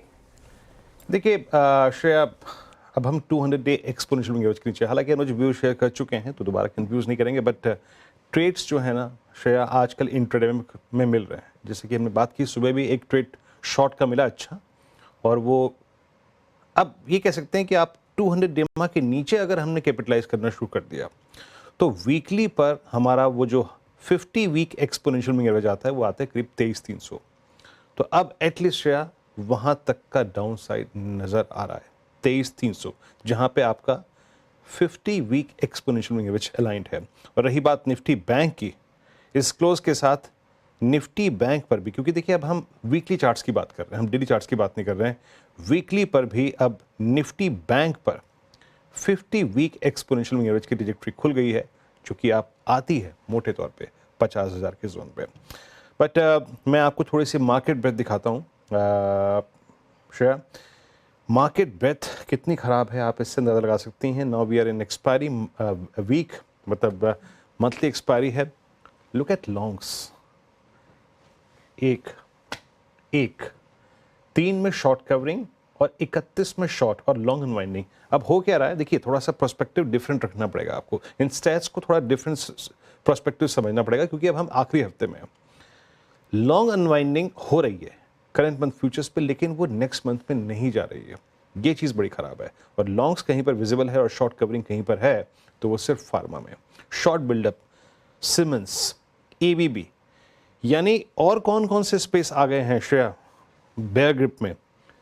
आपका पहले था एफएमसीजी, उसके बाद आपका ऑटो था, अब यहाँ पे बड़े तौर पे पूरा का पूरा capital good space along with L&T, ABB, Siemens, Cummins आज एक बेयर ग्रिप में आ गया है। And same is the case with Nifty bank, इस वक्त कंप्लीटली बेयर ग्रिप में। ये आपके स्क्रीन पे लॉन्ग अनवाइंडिंग के आंकड़े हैं, एम्फेसिस, पेटीएम, सीडीएसएल और आरबीएल बैंक। मानस, एक प्रश्न लूंगा आपसे यहाँ पे। अब जिस प्रकार से निफ्टी बैंक का अलाइनमेंट है, इस बार जितनी फोर्स से हम नीचे आए हैं, इस बार हमारे पास इन स्टॉक्स लाइक एचडीएफसी बैंक और आईसीआईसीआई बैंक शॉर्टिंग की गुंजाइश और भी ज़्यादा है। हमारे पास मल्टी मंथ 20 अगस्त से लेकर जो बेस परसिस्ट कर रहा है वो आता है करीब करीब 50-500 के जोन में। वहीं पे आपका 200 डे एक्सपोनेंशियल मूविंग एवरेज भी अलाइन्ड है। उसके नीचे प्रोजेक्शन क्या होगा बैंक निफ्टी का? देखिए, अगर आप वीकली चार्ट पे जाएंगे तो वहां पर एक नेकलाइन आता है हेड एंड शोल्डर पैटर्न का, जो कि 49,800 है। मेरे ख्याल से वो लेवल्स भी एक बार निफ्टी टेस्ट कर सकता है, लेकिन अगर वो लेवल ब्रीच हुए तो ये मान के चलिएगा कि गिरावट तो बड़ी होगी उस केस में बैंक निफ्टी में। तो पैटर्न बहुत क्लियर दिख रहा है वीकली चार्ट पे। अगर आप एक नेकलाइन बनाएंगे तो बिल्कुल आपको हेड एंड शोल्डर पैटर्न दिखेगा। तो कम से कम 49,800 तक के टारगेट बिल्कुल देखने को मिल सकते हैं, अगर बैंक निफ्टी ने इस बार अपनी 200 डे मूविंग एवरेज जो कि 50,400 है उसको ब्रीच किया तो। जनाब, एक समय वो आता है ना कि स्क्रीन पे बोलना भारी पड़ जाता है कि अब मुझे कोई बोले कि भाई शॉर्ट ट्रेड निकाल के लाओ, तो मैं कहाँ से निकाल के लाऊं, है ना।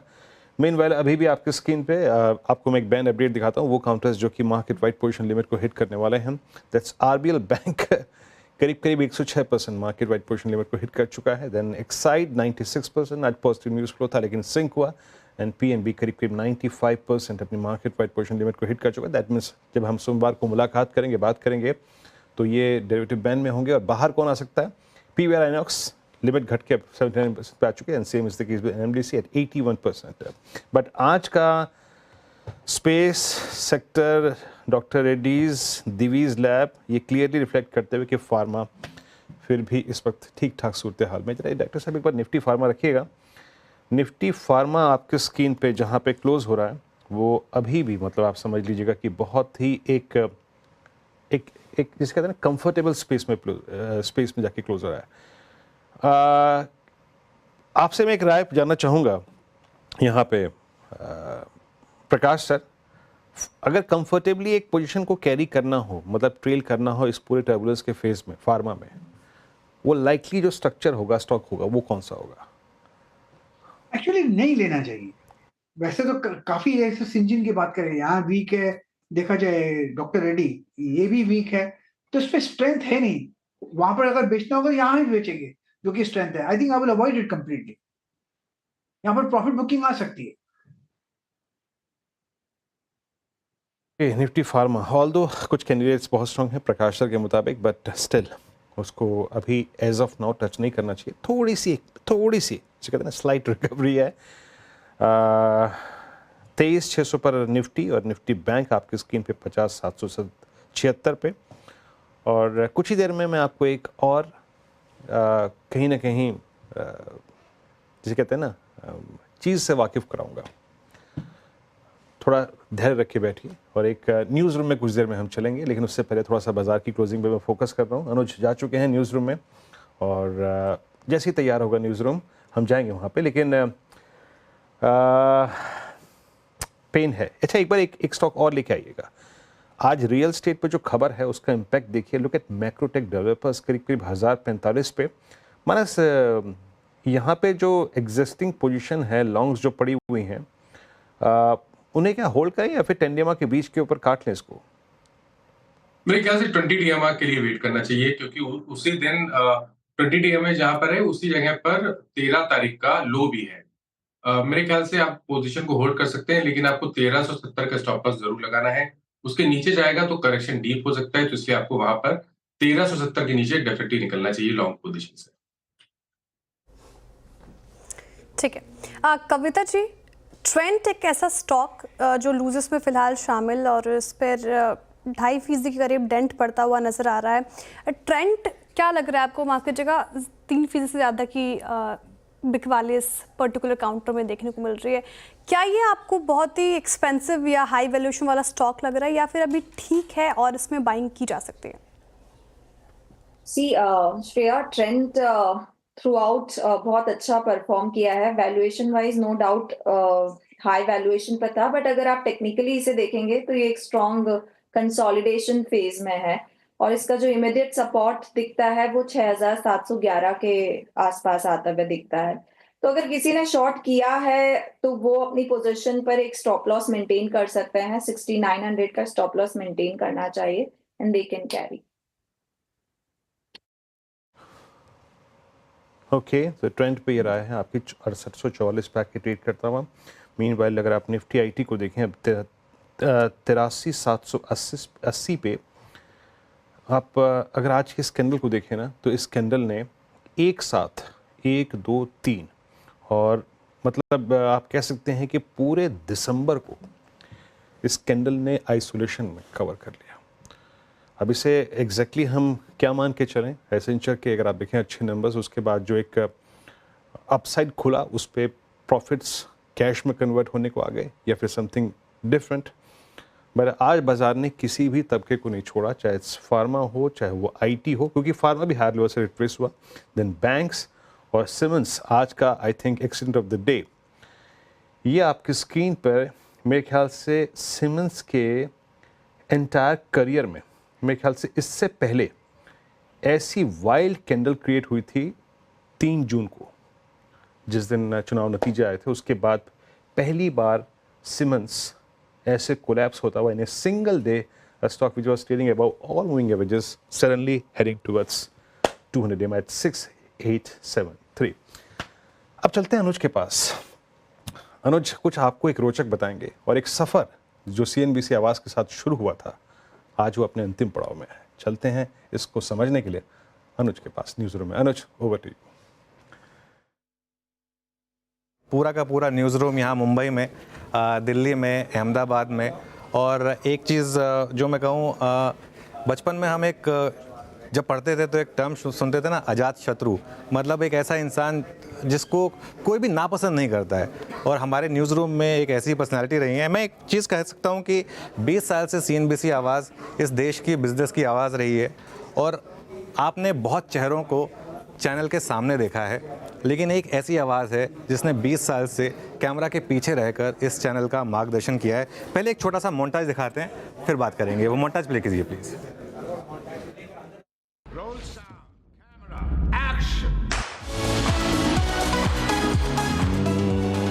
जीवन चलने का नाम, चलते रहो सुबह शाम।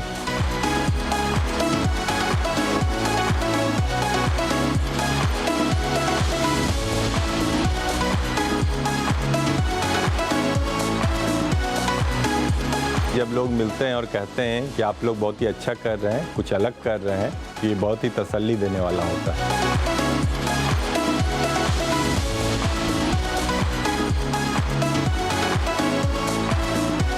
ये फिल्मी डायलॉग नहीं है, ये अपना डायलॉग है। और ये डायलॉग है, क्या डायलॉग है भाई?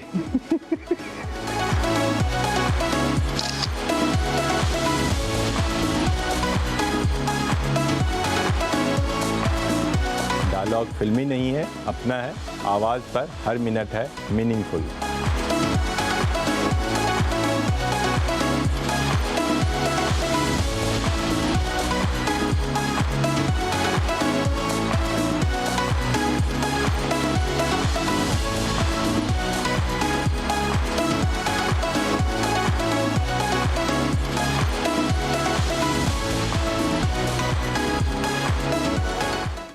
देखिए, इस समय हम सबकी आंखें थोड़ी नम हैं और धर्मेंद्र सर, मेरे ख्याल से धर्मेंद्र सर, मैं क्या बोलूं, मैं तो खैर CNBC आवाज़ के साथ पहले इनडायरेक्टली जुड़ा था, फिर डायरेक्टली जुड़ा हूं। इतना आपका मार्गदर्शन रहा है और मैं अभी भी आपसे यही कहूँगा कि आप क्यों जा रहे हैं? मुझे पता है कि खैर हर अच्छी चीज़ का एक पड़ाव आता है और अब आप रिटायरमेंट की तरफ बढ़ रहे हैं, लेकिन सबसे पहले मैं अपनी तरफ से और पूरी टीम की तरफ से आपको शुक्रिया अदा करना चाहता हूं जो आपने इस टीम को इस तरीके से लीड किया है। और एक फीलिंग आ रही है न्यूज़ रूम में कि कल से या मंडे से जब हम न्यूज़ रूम में एंटर करेंगे तो वो कंफर्ट नहीं रहेगा। लेकिन आप पहले अपने बताइए, आपको ये 20 साल का सफ़र कैसा रहा? अनुज, आपके बोलने के लिए अब तो मुझे लगता है कि अभी थोड़ा मैं इस तरीके से ऑन कैम होने की आदत नहीं है और लोगों के बीच में बोलने का उतना प्रयास नहीं किया है कभी। ओवर बेमिंग है। मैं ये कहूँ कि 20 साल तो अच्छा और बहुत ही शानदार रहे हमारे 20 साल। ये थोड़े बहुत उतार चढ़ाव अगर हम छोड़ दें तो इतने शानदार रहे हैं कि आप अभी तक जिसको मैंने रियलाइज़ नहीं किया था आज की पहले, आज जब मैंने दिया था रिजिग्नेशन तो उस समय मैंने सोचा था कि न्यू ईयर न्यू बिगनिंग सब कुछ चलेगा। अब वो फीलिंग धीरे धीरे रियलाइज हो रही है कि मैं क्या मिस करने जा रहा हूँ। तो पूरी चीज़ वो इसी से निकलती है कि हमारी टीम इतनी उम्दा है, इतनी अच्छी है। और एक चीज़ वो मैं इस न्यूज़ फ्लोर के लिए बोल सकता हूँ। मनी कंट्रोल को मैं थोड़ा कम जानता हूँ सब उस लिहाज से, लेकिन CNBC TV 18, CNBC आवाज़, CNBC बाजार ऐसे लोगों की टीम है जिनमें पैशन तो है काम करने का, लेकिन वो कोई शॉर्टकट नहीं लेना चाहते हैं just to get ahead from each other. तो वो कंपटीशन की जो बाकी वो पैशनेट होना एक अलग चीज़ है, एम्बिशस होना अलग चीज़ है, लेकिन कोई दूसरा शॉर्टकट ले लें आगे बढ़ने के लिए तो वो आपको इतना ज़्यादा एक अनअडल्ट्रेट पैशन की फीलिंग देता है ना कि जो काम करने का मज़ा देता है।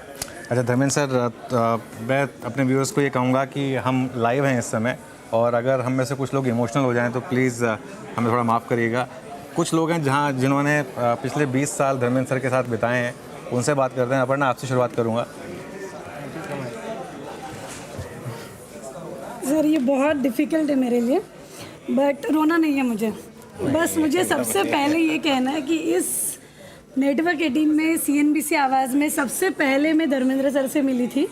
और सर शायद आपको याद है कि नहीं मुझे पता नहीं, बट सर ने मुझे कहा था आप ओवर क्वालिफाइड हो इस काम के लिए। बट मैंने कहा था नहीं सर, जुड़ती हूँ, बाकी चीज़ें सीख लूँगी। सो तब तक उस समय से लेके अब तक कभी किसी चीज़ की परमिशन या कभी कोई संकोच या बॉस है मैं कैसे बात करूँ, हमारा खाना पीना सबको यहाँ पे पता, वी आर वेरी फेमस। तो सर हमेशा है उनके गाने, उनकी पसंद, उनकी डांट, हिंदी की गलतियाँ, ये सब सुनते सुनते हम बड़े हुए हैं। एंड 20 साल मुझे यकीन ही नहीं हो रहा है ना सर, बिल्कुल नहीं यकीन हो रहा है। और इसका सबसे बड़ा कारण ये है कि ये team. Exactly. Thank you sir, everything, thank you for everything. Thank you. Aparna हमारे लिए छोटी बहन की तरह है। Yes. न्यूज़ रूम में जिसके पास आप जाके जो भी फरमाइश कर ली हो वो कर दीजिए। और वो ऑलराउंडर बना दिया है सर आपने, स्वयं घोषित। ओके अच्छा धर्मेंद्र सर, अब हमारे साथ राहुल जोशी जी भी हैं, हमारे group MD and CEO, Avinash sir भी हैं और स्मृति भी हैं। सर एक बुके सर को देने के लिए।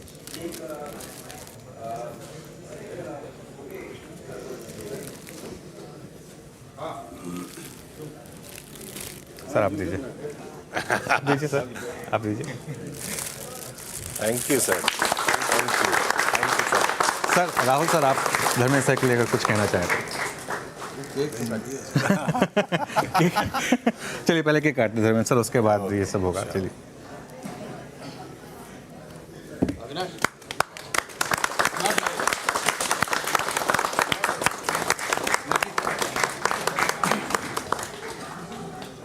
आप कहिए सर पहले। अरे खिलाओ सब सर को। हो गया बस सिर्फ थोड़ा सा, बहुत ही थोड़ा सा।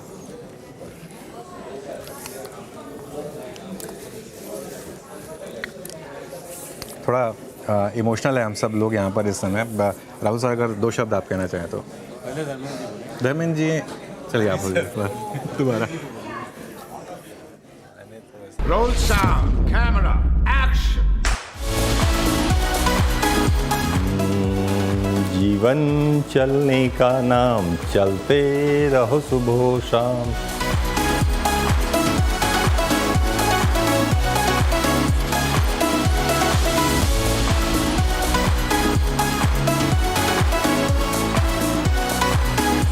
जब लोग मिलते हैं और कहते हैं कि आप लोग बहुत ही अच्छा कर रहे हैं, कुछ अलग कर रहे हैं, तो ये बहुत ही तसल्ली देने वाला होता है।